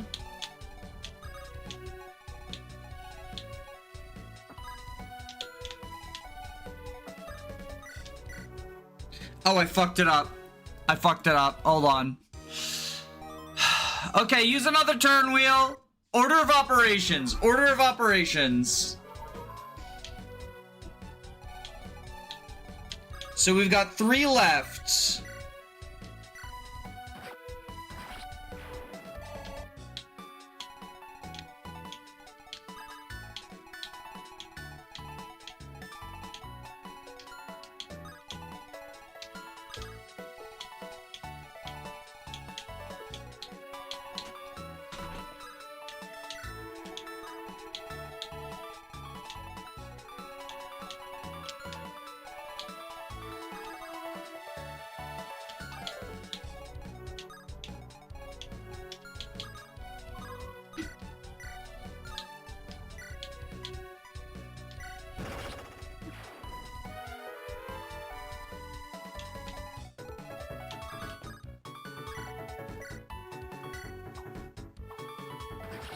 Are you fucking kidding me? Alright, we got 2 turn wheels left. What was the hit rate there?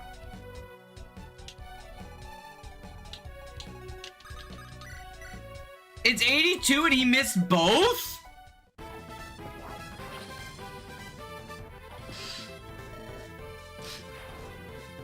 If we had a nickel for every time we underestimated a promote unit, we'd have 2. Yeah, I also initially underestimated Fructuoso. That is true.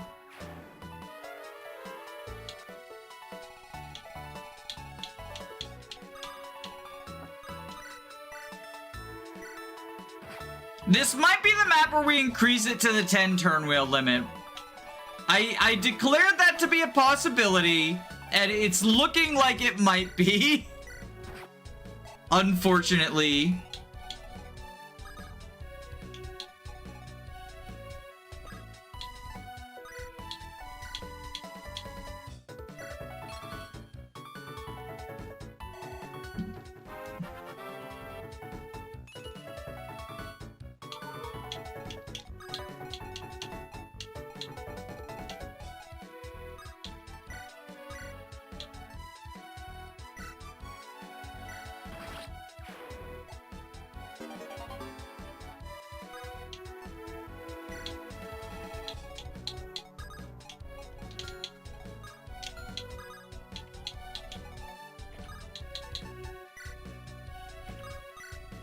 Crushing Bite you.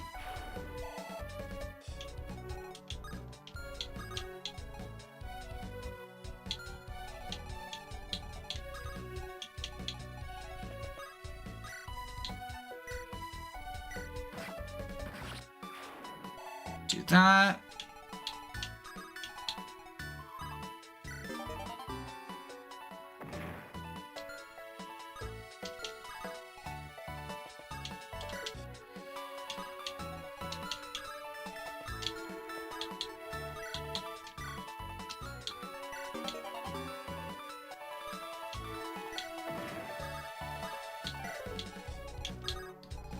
Seahawk flag.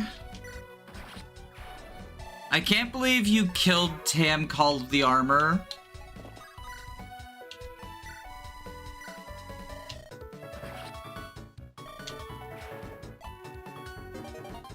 Also, we got a Twitch bot I gotta ban.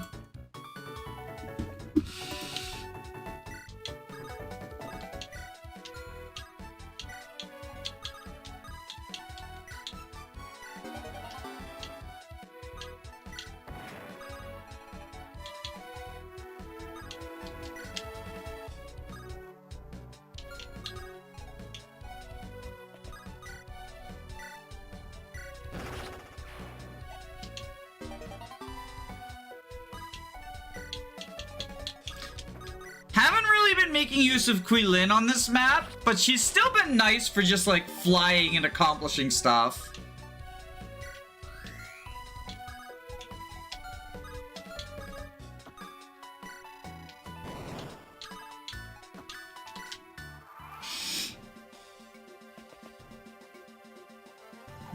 Did we not wave?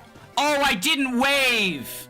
Oh my god. Okay, we're pumping it up to 10 turn wheels. I didn't wave.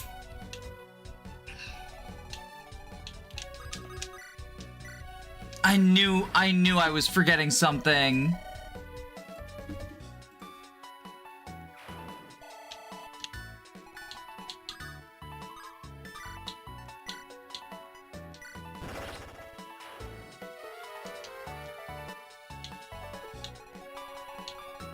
This map is hard, alright? This map is hard.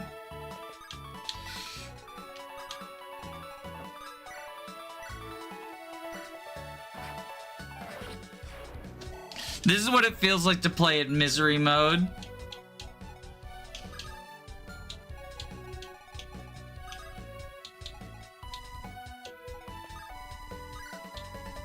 Reinforce Hackendire.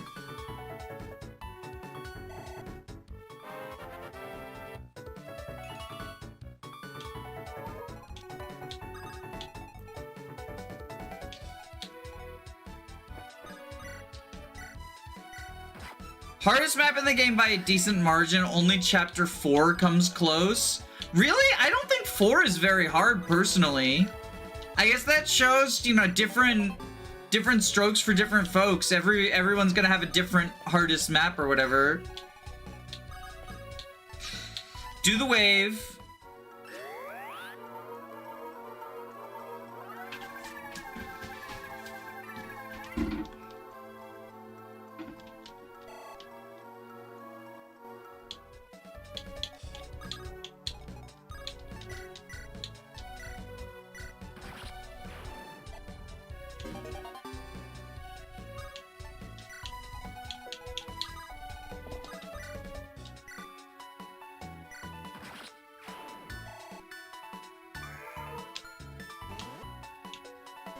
Alright, now Orin is nearly full HP, which is where we want him.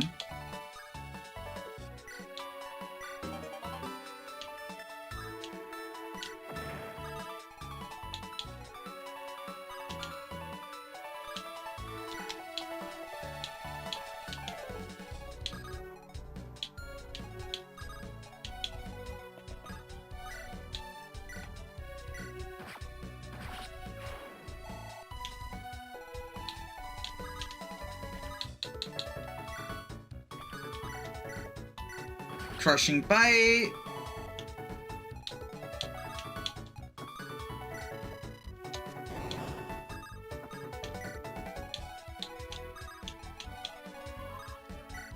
Get some gold. Get the Badow.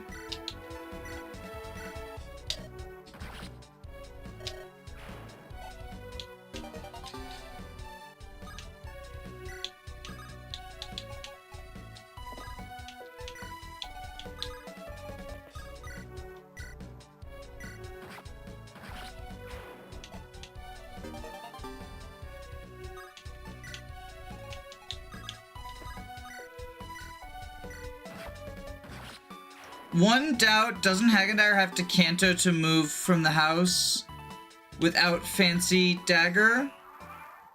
What? So, all units have Kanto inherently. Fancy Dagger's not what's giving Hackendire Kanto. Just everyone has Kanto. Inherently.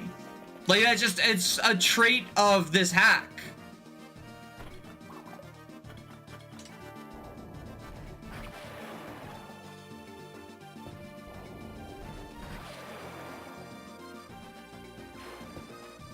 Why, did I forget to equip it on him?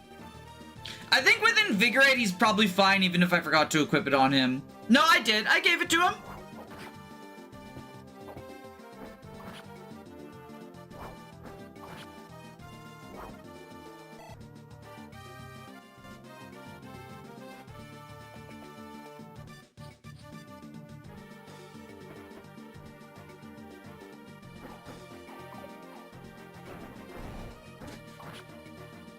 I remember when I started playing CC, I struggled, and then again when I played on Misery. One day I might do Misery eventually, but not right now.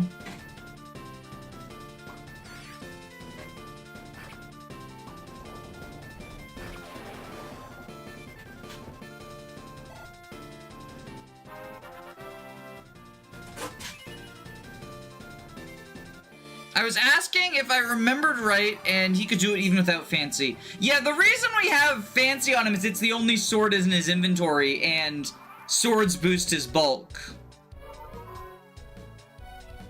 Okay.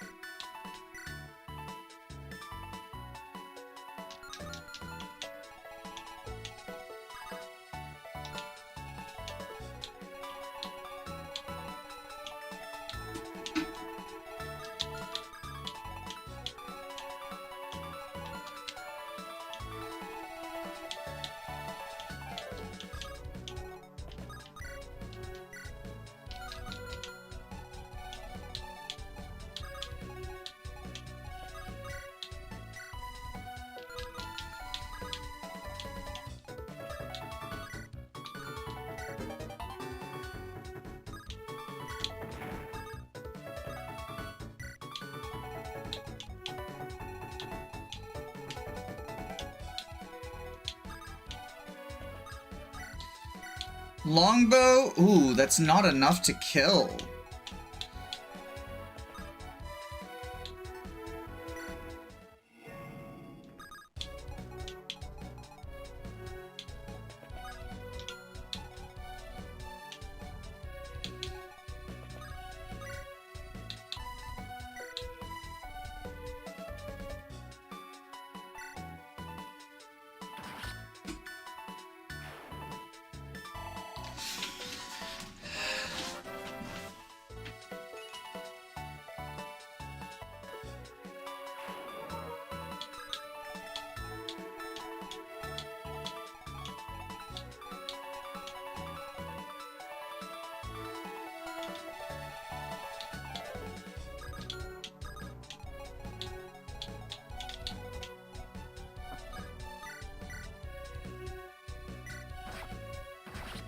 Do that.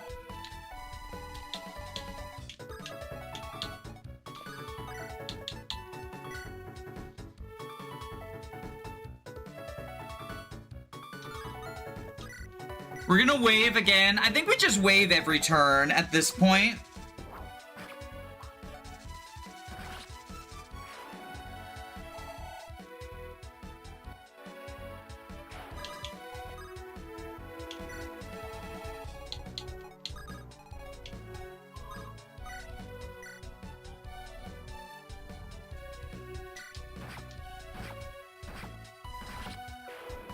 Very good. Okay.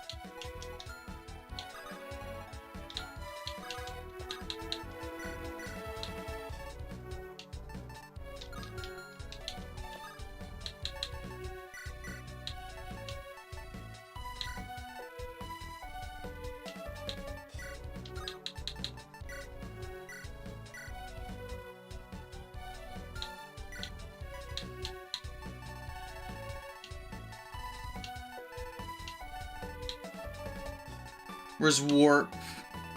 Oh, we have warp already. I guess fucking grab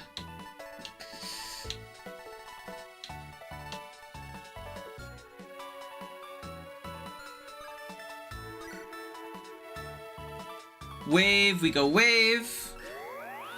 I can't recommend Misery because HP values mess with every fucking threshold you can imagine. Not really if you use status.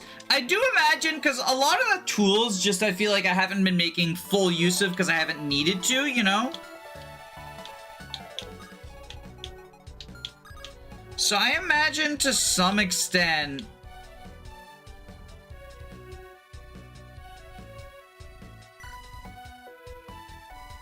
like that would help, right?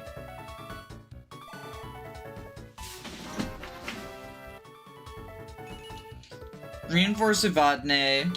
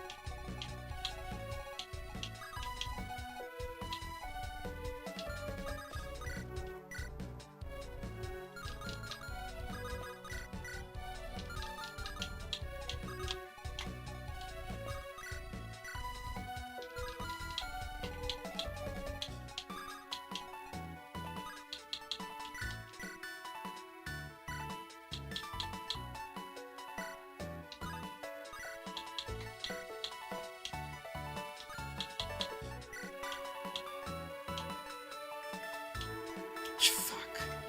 Can't reinforce Hagendire.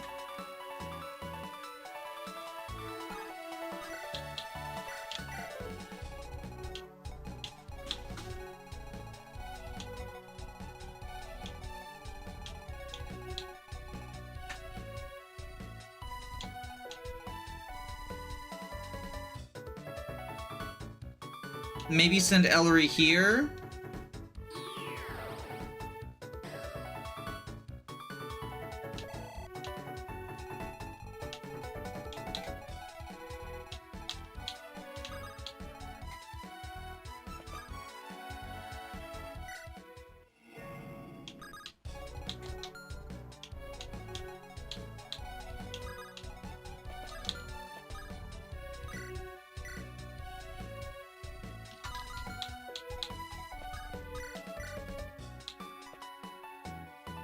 Okay, hit you with the stabber.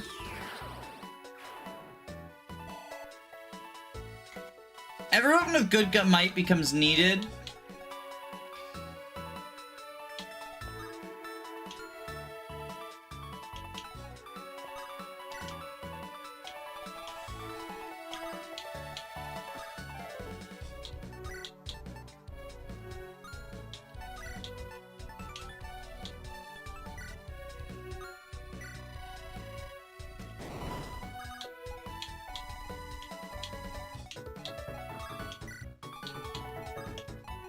Yeah, on misery mode, yeah.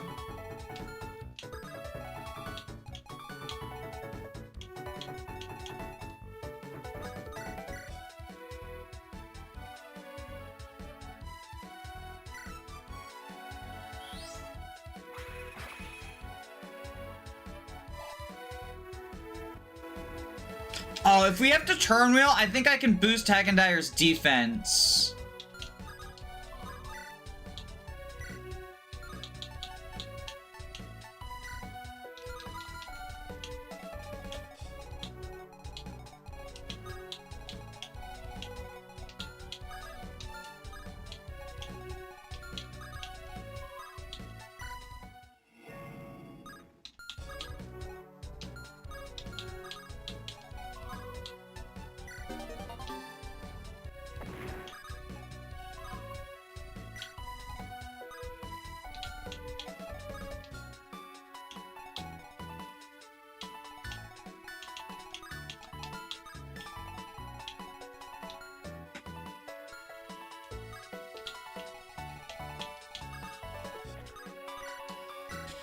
So crushing bite you. Come on, hit. There we go. I missed the Gil review. I didn't get to see his funny promo bonuses. What are his funny promo bonuses? I don't actually know what they are.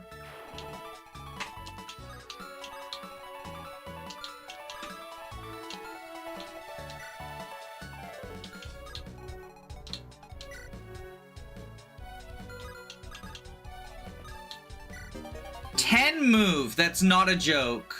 Oh, really?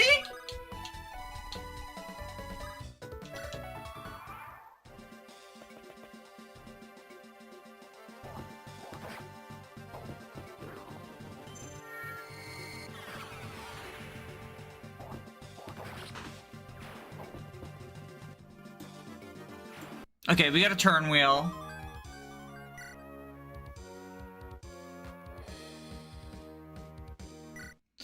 So we're at 4 turn wheels remaining, right?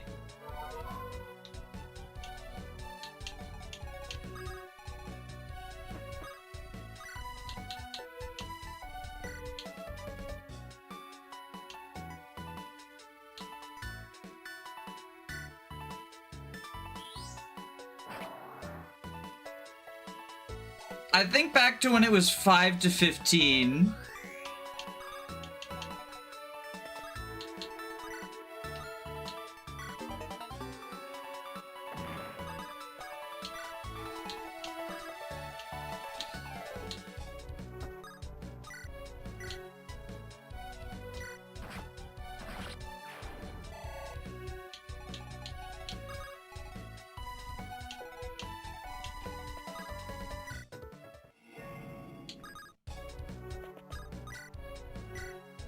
Longbow U.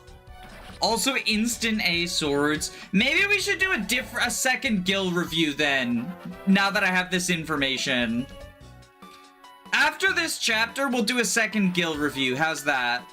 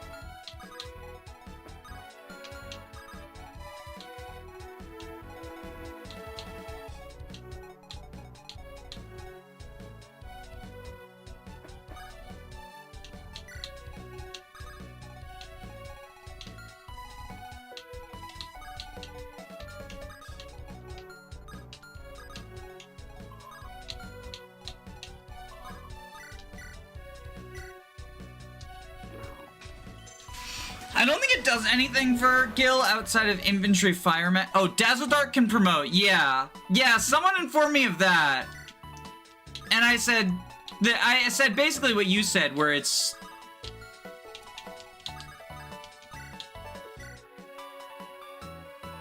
the main benefit is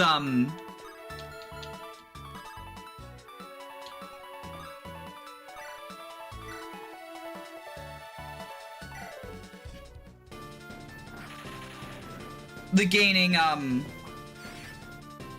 fire effectiveness.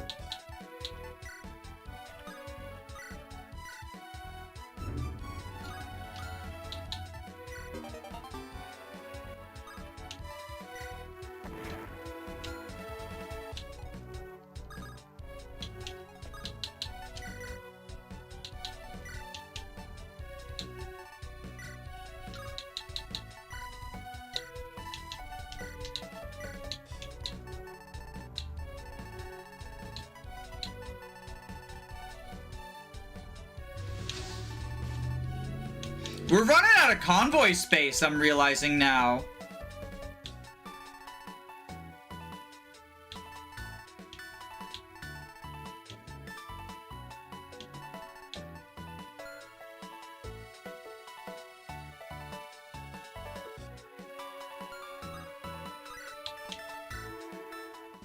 War Crime Simulator is probably the hardest CC map. Average endgame CC convoy. Well, not average. Remember, we have all the boosters in there, too.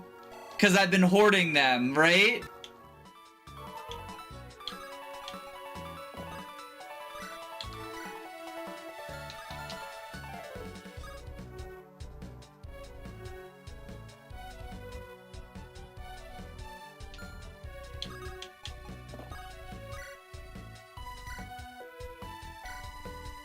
Slightly above average.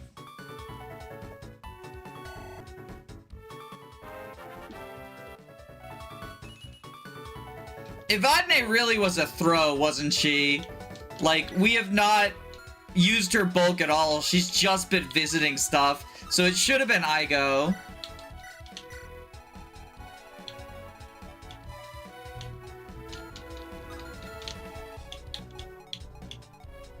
Yeah, you have Fanian equipped. Okay.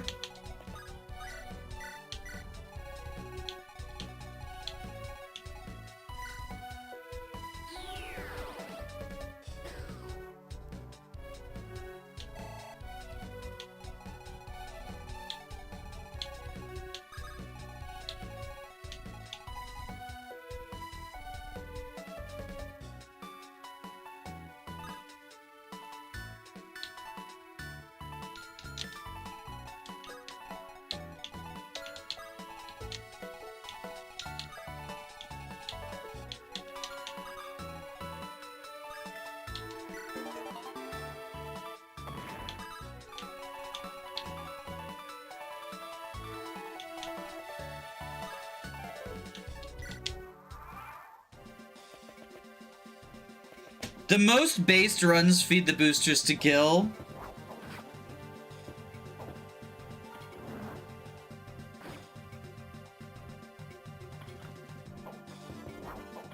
Look at that Evadne Gaming. Finally actually tank something with her.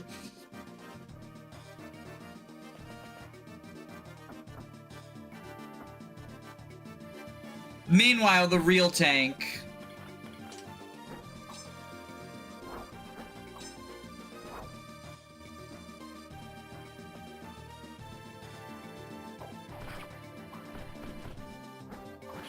She literally didn't even kill that single guy, bad unit. I don't know, I think she's fine.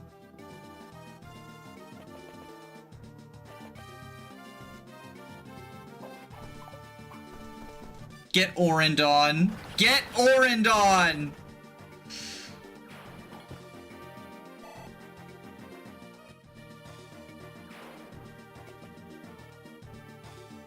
Yeah, that's the unfortunate thing. Because the Seahawk didn't kill that guy.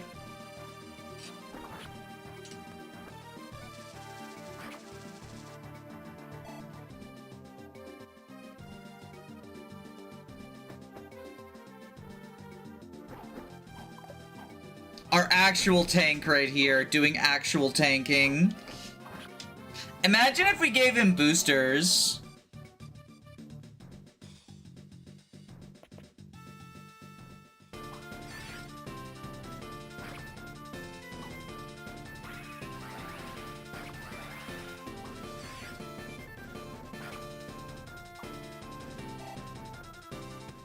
Story spoilers for a game over 20 years old in a story playthrough? CC is not over 20 years old. CC is...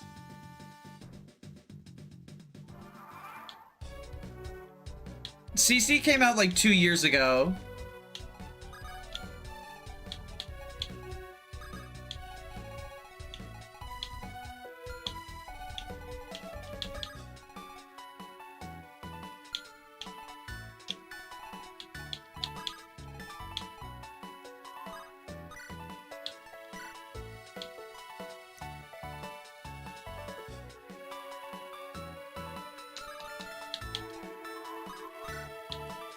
CC came out September 16th, 2024.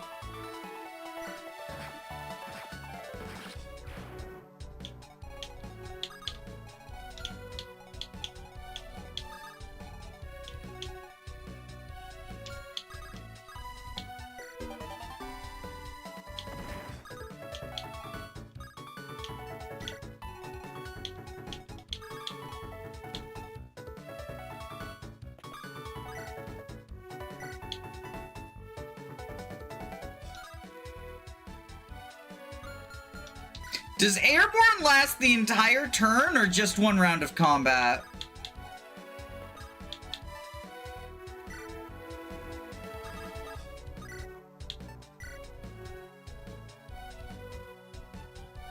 This also isn't a story-based playthrough. Yeah, this is a Zero Growths playthrough, not a story-based playthrough.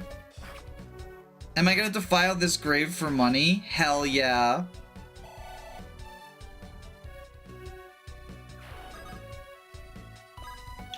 One round and it disappears if you don't consume it. Good to know, thank you.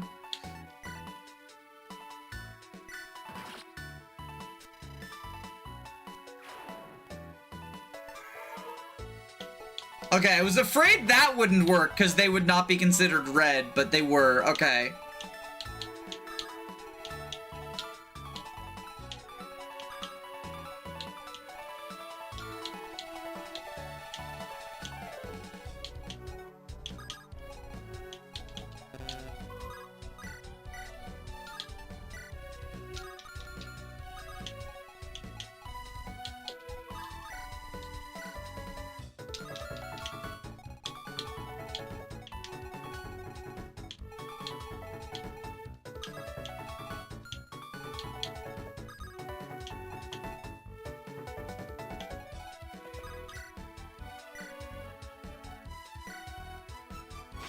Or in gaming.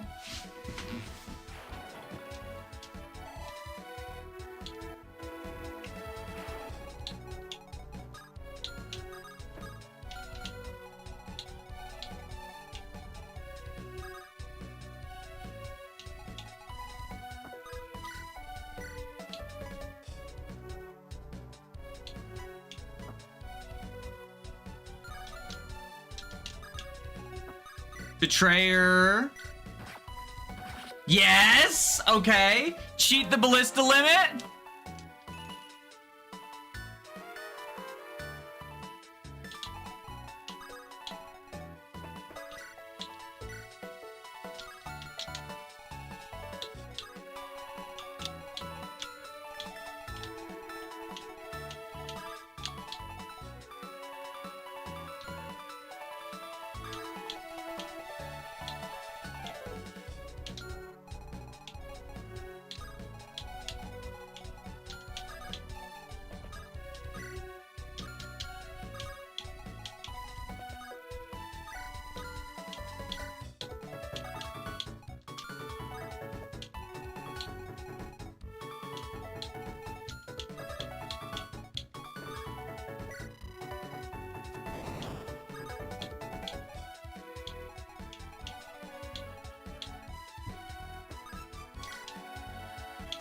Okay.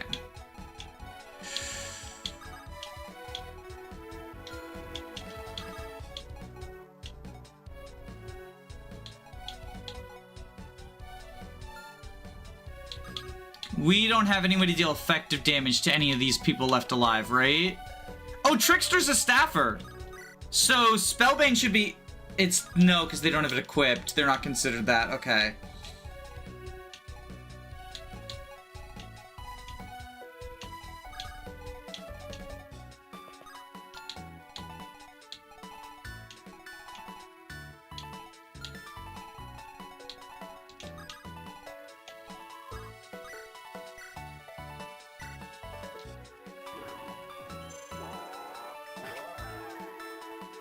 That's unfortunate.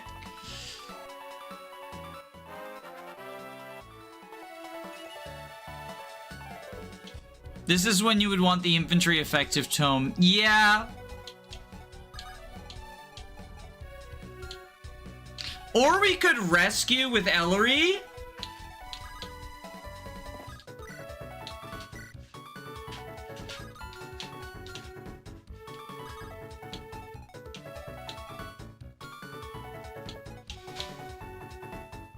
Five defense versus 19 plus.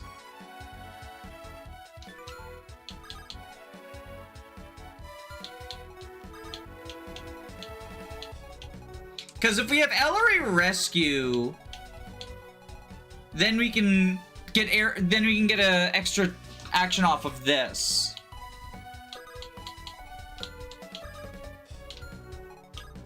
You do move.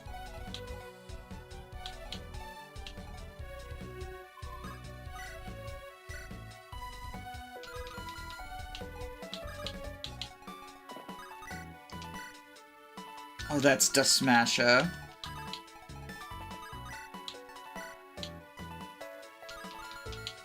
Ooh, you're actually like a problem.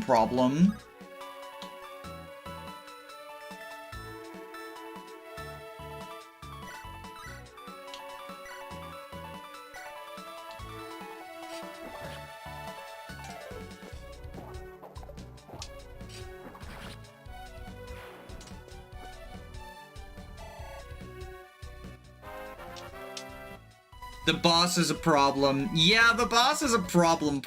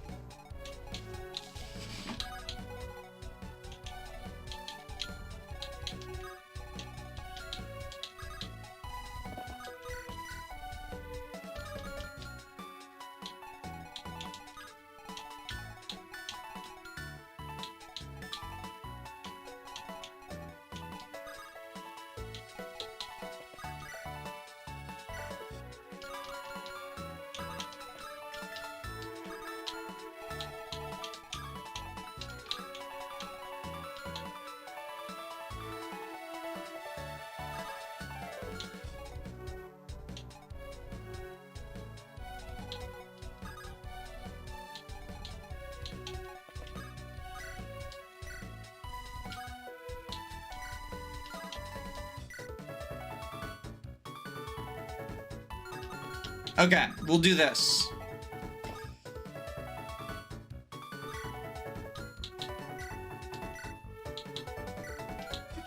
Invigorate.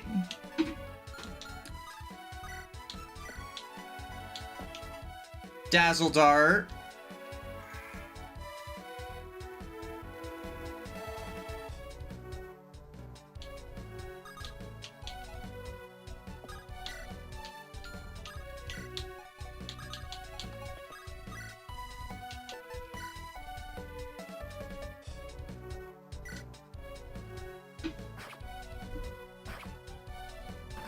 There we go. Chukonu you.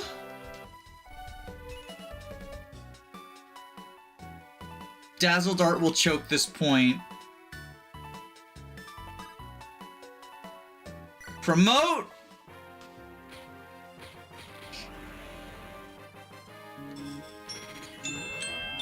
That's my it's time to eat lunch alarm.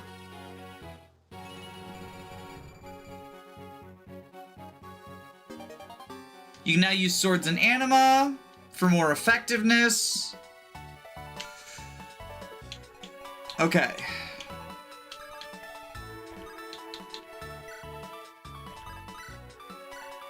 Crushing Bite you.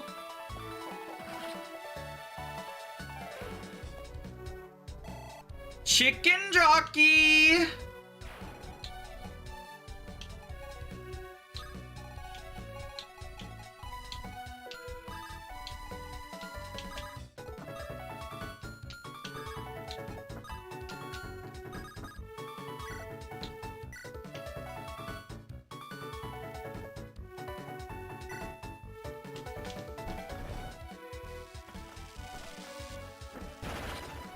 Evadne will choke this point. I don't think they functionally change at all despite the two weapons. I think that, so obviously the stats are good, but I think also being able to,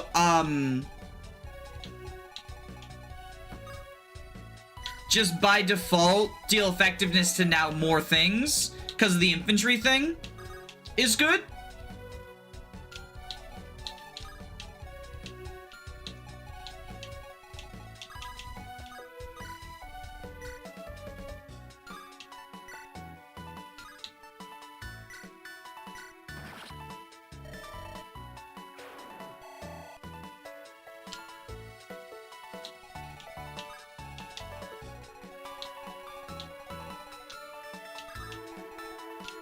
Oh, do you have fucking Mind Crush?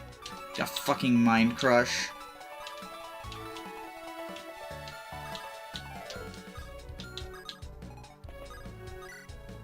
Do the wave. I think the major change is Sal's Surprise, Brud's Big Boom. Yes, that's what I'm talking about with the effectiveness from it. Because they already had Sharp Claw for what Duh would give them, which they already have bows as well for Duh.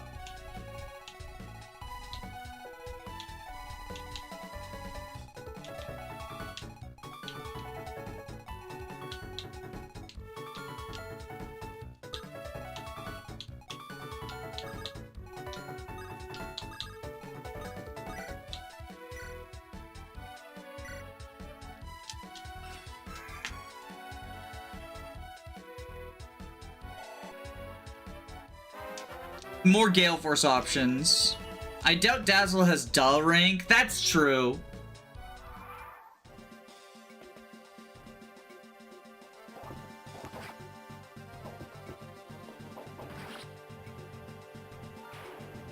They already have Flamebow. That does everything. Yeah, when I said more effectiveness from fire, I specifically meant Brud's Big Boom and Sal's Surprise. I just couldn't remember the tome names. But they're both fire tomes.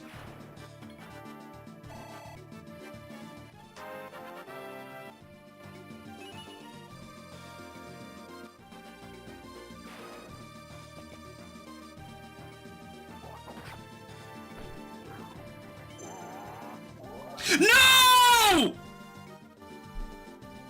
Okay, not getting doubled. That's good. I thought chat was about to die. I was like, I don't want to redo the turn.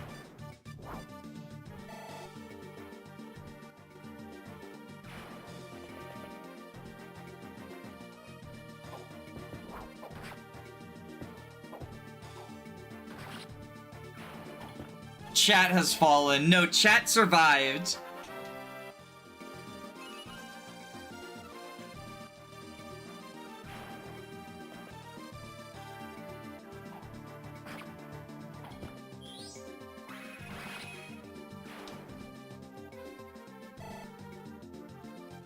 Not dead, but fell off.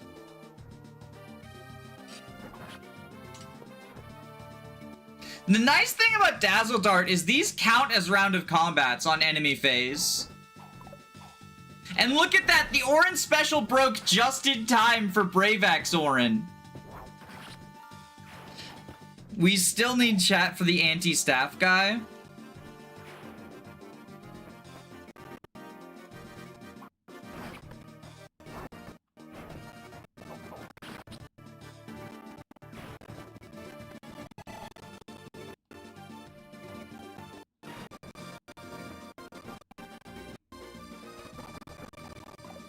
Look at Hagen Dyer.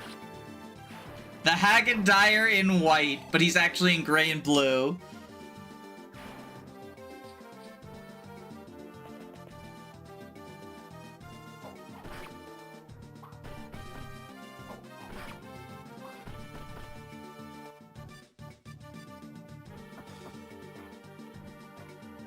Dustaba. So Sorbet transforms.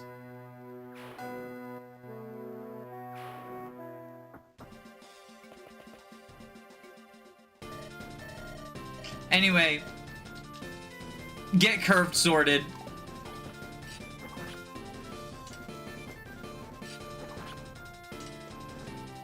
Get fucking triangled.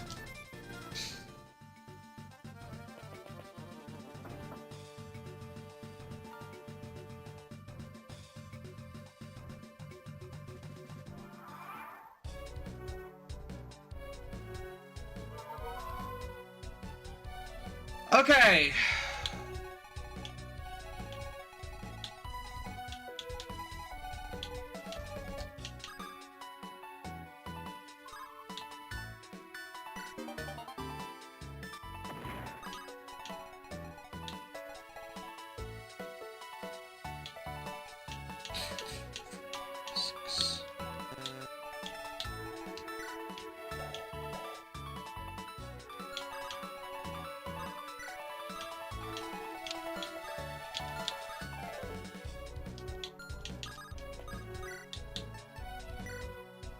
Spellbane you for the extra turn. The War Crimes. Now that's what I call a triangle strategy. Roll credits. Me when the curved weapon is goated. Okay, we have Airborne available now.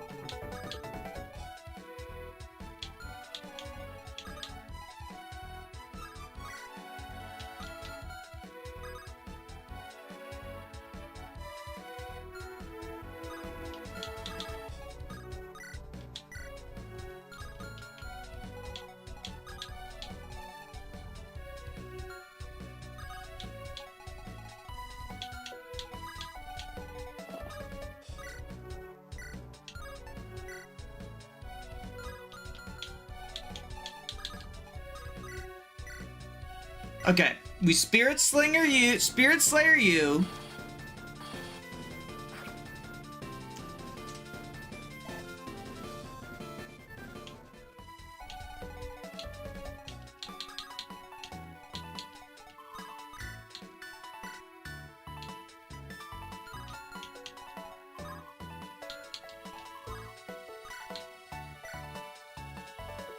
Ship Ballista you.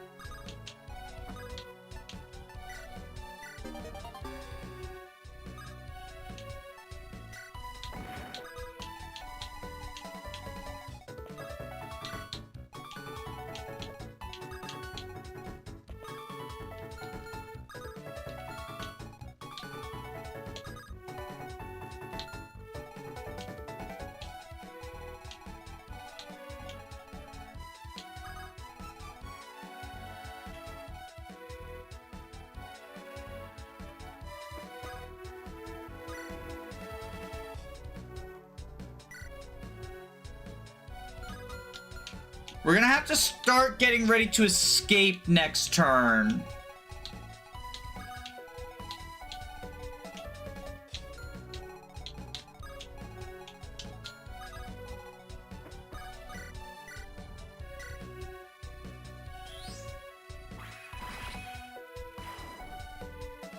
We won Cerulean Crescent. Cerulean Crescent because you're a Cerulean Crescent.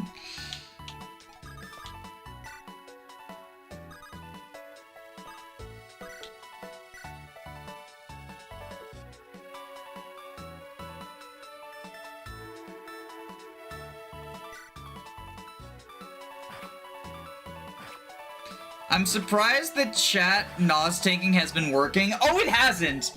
It has not. It has not. I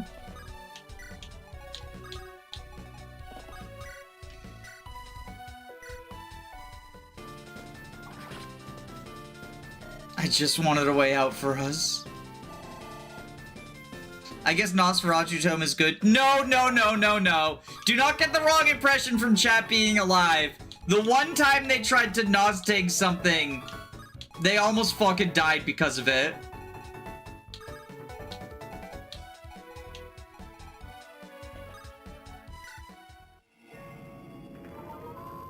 By working, I mean chat hasn't died yet. But they've not been Nos tanking is my point. They have been surviving by staying out of range of enemies.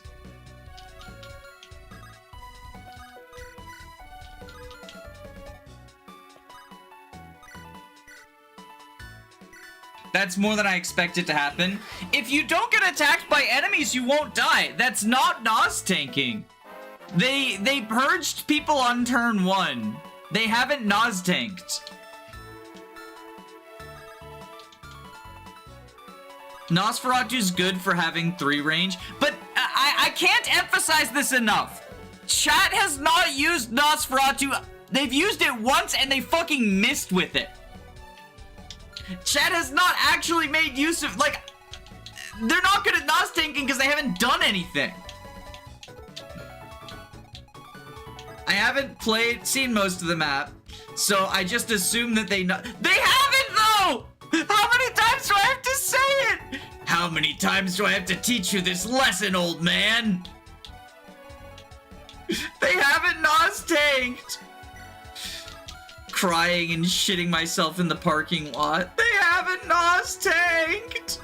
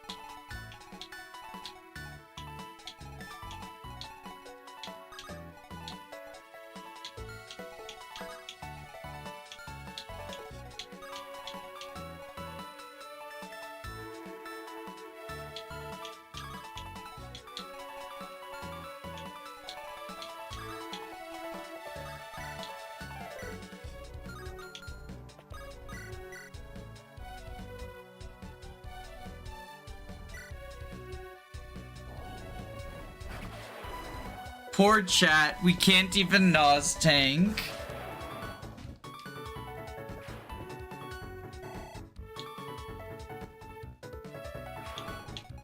Old man.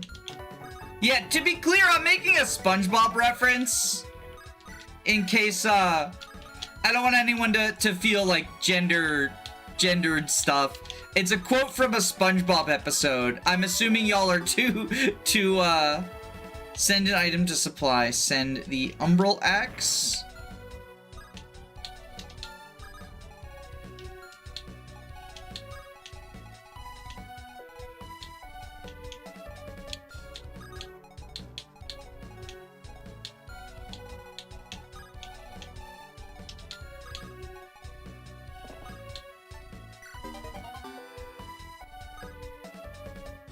Discard an item.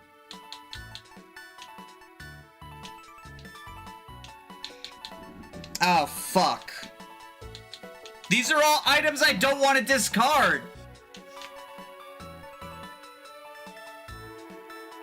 Oh, I don't actually care about Farian's Folly, do I? That's an Animatome with high might.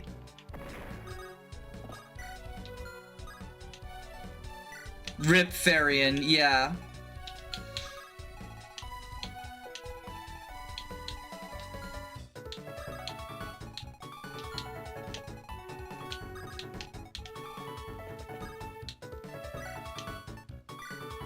So now the convoy is officially full. But Ellerie can, if Ellerie visits, she can grab like something stupid out of convoy. Oh wait, no, we can't. Because we'd have to put something in.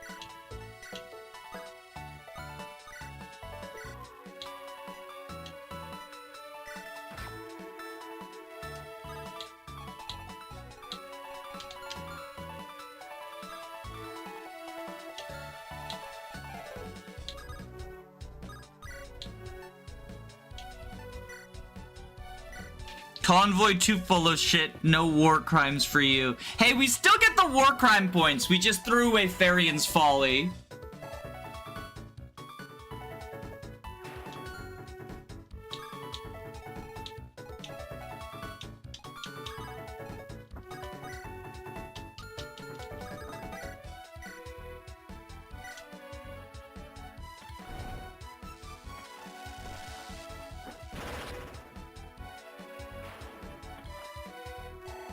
Ellerie's keeping score either way.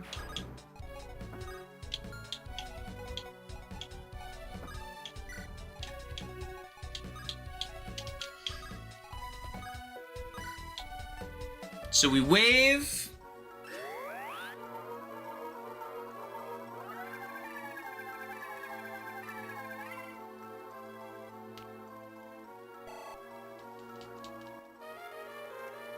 Evadne doesn't have any siege tomes on her, I'm surprised. Yeah, that, you know, that's a me mistake.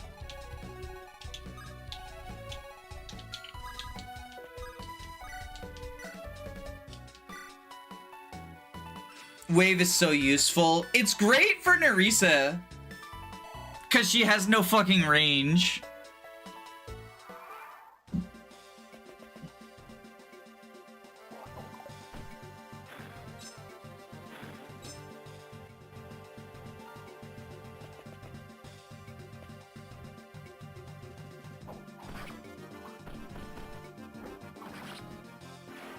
Nerissa just needs a button to click every turn. Yeah, well, and it's like, even outside of Nerissa getting the Gale Force off of it, it's been nice just to keep people topped up so that I can basically not have to worry about, keeping people, like, I don't have to worry about keeping healthy, right?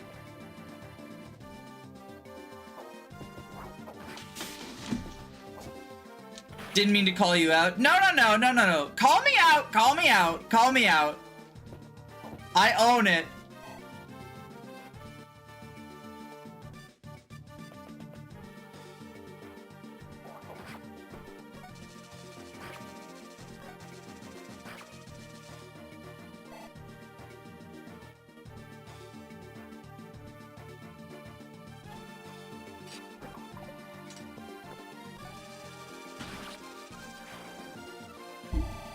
I like Ellerie to do it on occasion when she's got capped magic because she can refresh herself with the Seahawk flag. Yeah.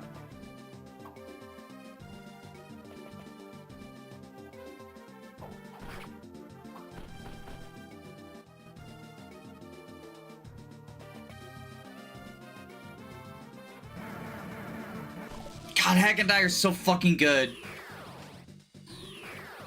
No boosters, by the way. 0 growths, by the way.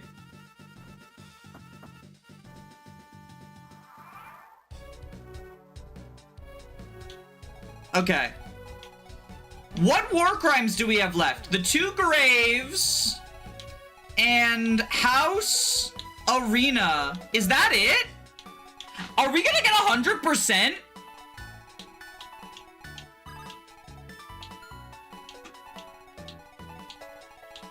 Am I missing something?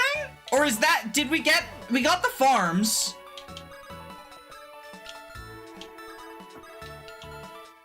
I think we can 100% war crime. Did we get these farms? I think so, right? I remember getting these farms. Yeah, so Betrayer visits this farm. And then Kanto's over to here. The southwest of the Betrayer. Yeah, that's the only rice we hadn't gotten, because I checked this rice with Orin earlier.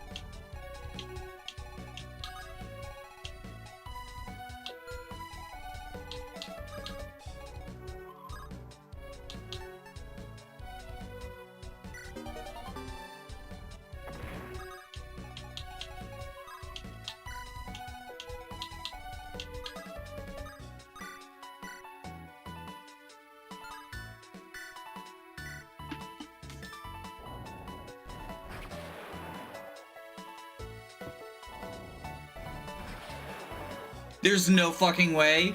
Nobody's 100%ed on 0% yet, have they? I said I wasn't gonna be the first, but it kind of looks like I'm going to be.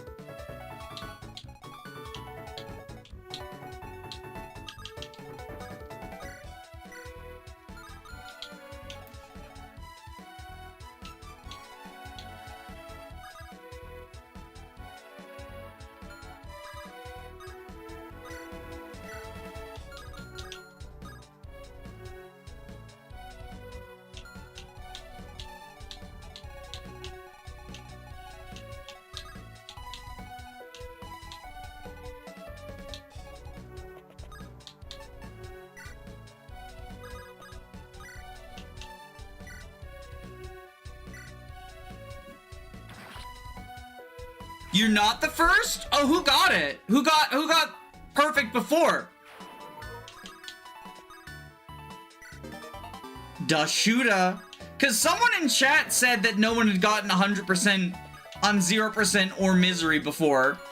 So I just sort of took their word for it, but shows me for trusting chat.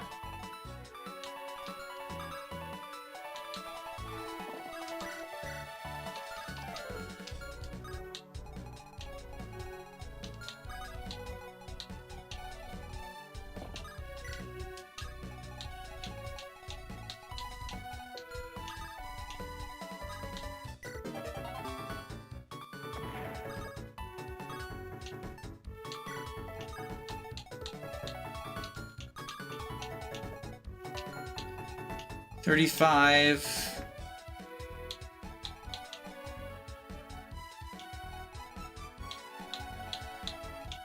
Chat is once again gas-lamping and spreading misinformation. I can't believe you would do this to me, chat. We're gonna get 34 out of 35, right?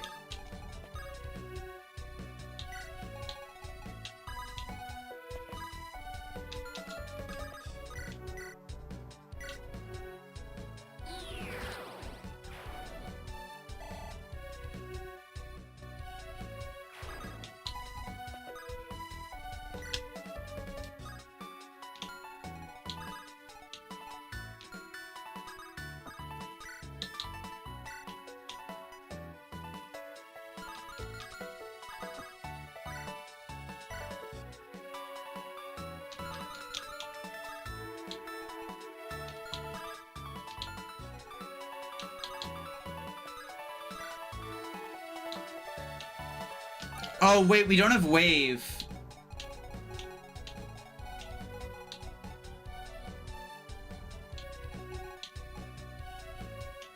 Chat still lives, though.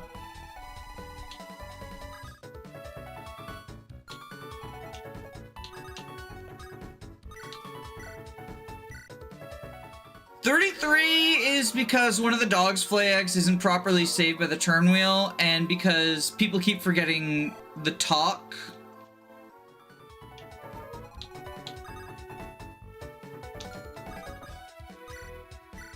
Hail Strike you, and then Kanto.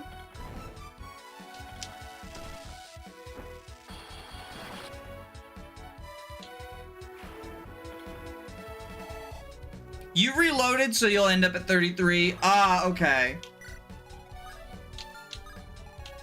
Still pretty damn good.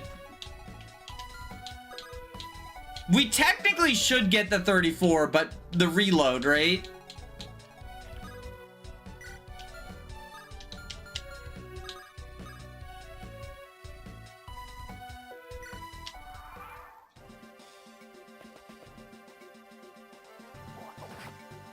Now you can say Nas tanking worked on chat. Smiley face.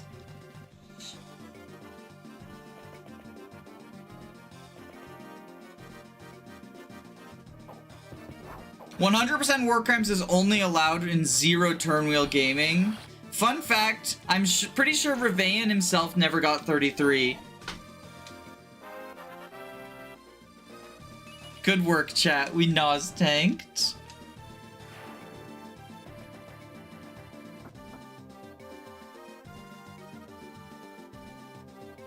Why do these guys show up? It's not like we're gonna... Oh, is it just to let us know, like, hey, it's time to fucking get out of here?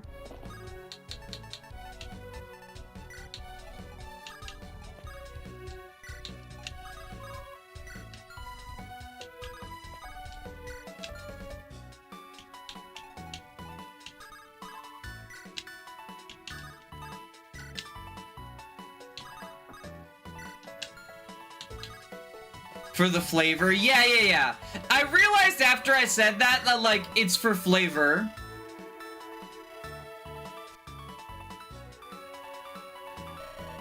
"33 out of 33, 0% growths. You've committed every war crime possible! In 0 growths! Let's fucking go! I'm pretty sure Hagendire did 30% of the work here. I'm actually so fucking proud of this one. Like, I'm actually so fucking proud of this one.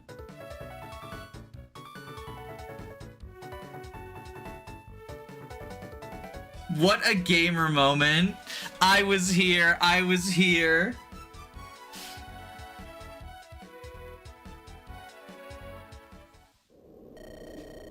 I did not expect us to do this much damage. These lands have been totaled. It'll take decades to recover. May not have been my intent, but it benefits us. We can't dwell on this. Our most important battle awaits. Got a Bobby!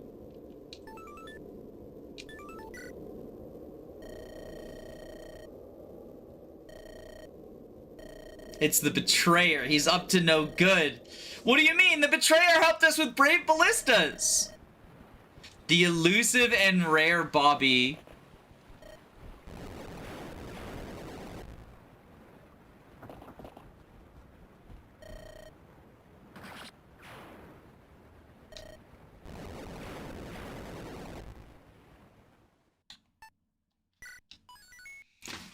Oh my god. Anyway, I think that's good for today. I gotta have lunch. Good night, gamers. Oh, wait. While I have you, before I let you go, you know what?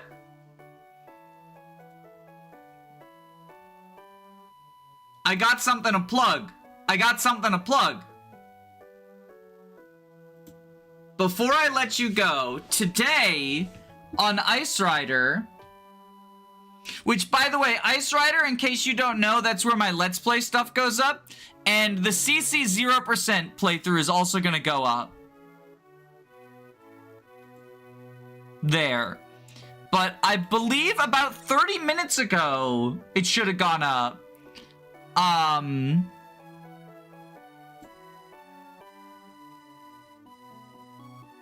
No, it hasn't yet. Hold on. Let me make it public. I started another Let's Play, so if you're into that sort of stuff,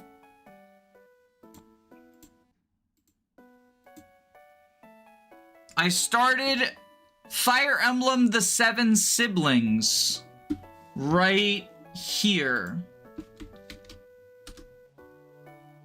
So if you like Let's Plays, you know, that's that. Otherwise, I hope you enjoyed the War Crimes. What is that? It is a ROM hack that sort of strips things down to basics, like Fire Emblem fundamentals. There's no skills except for like plus 15 crit on like halberdiers, snipers, and berserkers and swordmasters, right? And lock touch on assassins. No lethality. It's basically like FE6, FE7, FE8 core. But like even more, because all the FE8 skills got removed, branching promos got removed, so it's back to basics. Just Fire Emblem fundamentals. Good map design, right? It's pretty fun. Sort of the exact opposite of CC with like the skill inflation. But I know a lot of people aren't into skill inflation, and I think that there's place for both, right? Vanilla core, yeah. Yeah, I mean, like, I don't like calling it vanilla because I think Fire Emblem at its core isn't really vanilla in any way. Like, there's no Fire Emblem that is the standard because it changes all the time, right? Right now, our last two games were Three Houses and Engage, both of which are skill core, right? But then before that, GBA was no skill core. Path of Radiance, FE4, FE5 are somewhere in the middle of that. Skillblum has a time and place. It does, but it's been refreshing playing a... Because, you know, I'm not a fan of FE7, and FE8 I have nostalgia for, but it's probably... Like, if I were to judge it without nostalgia, it probably... Well, I don't even really have that much nostalgia for it, but it's comfortable, right? Like, it's easy and comfortable. It's been refreshing playing a no-skill game with just really tight map design.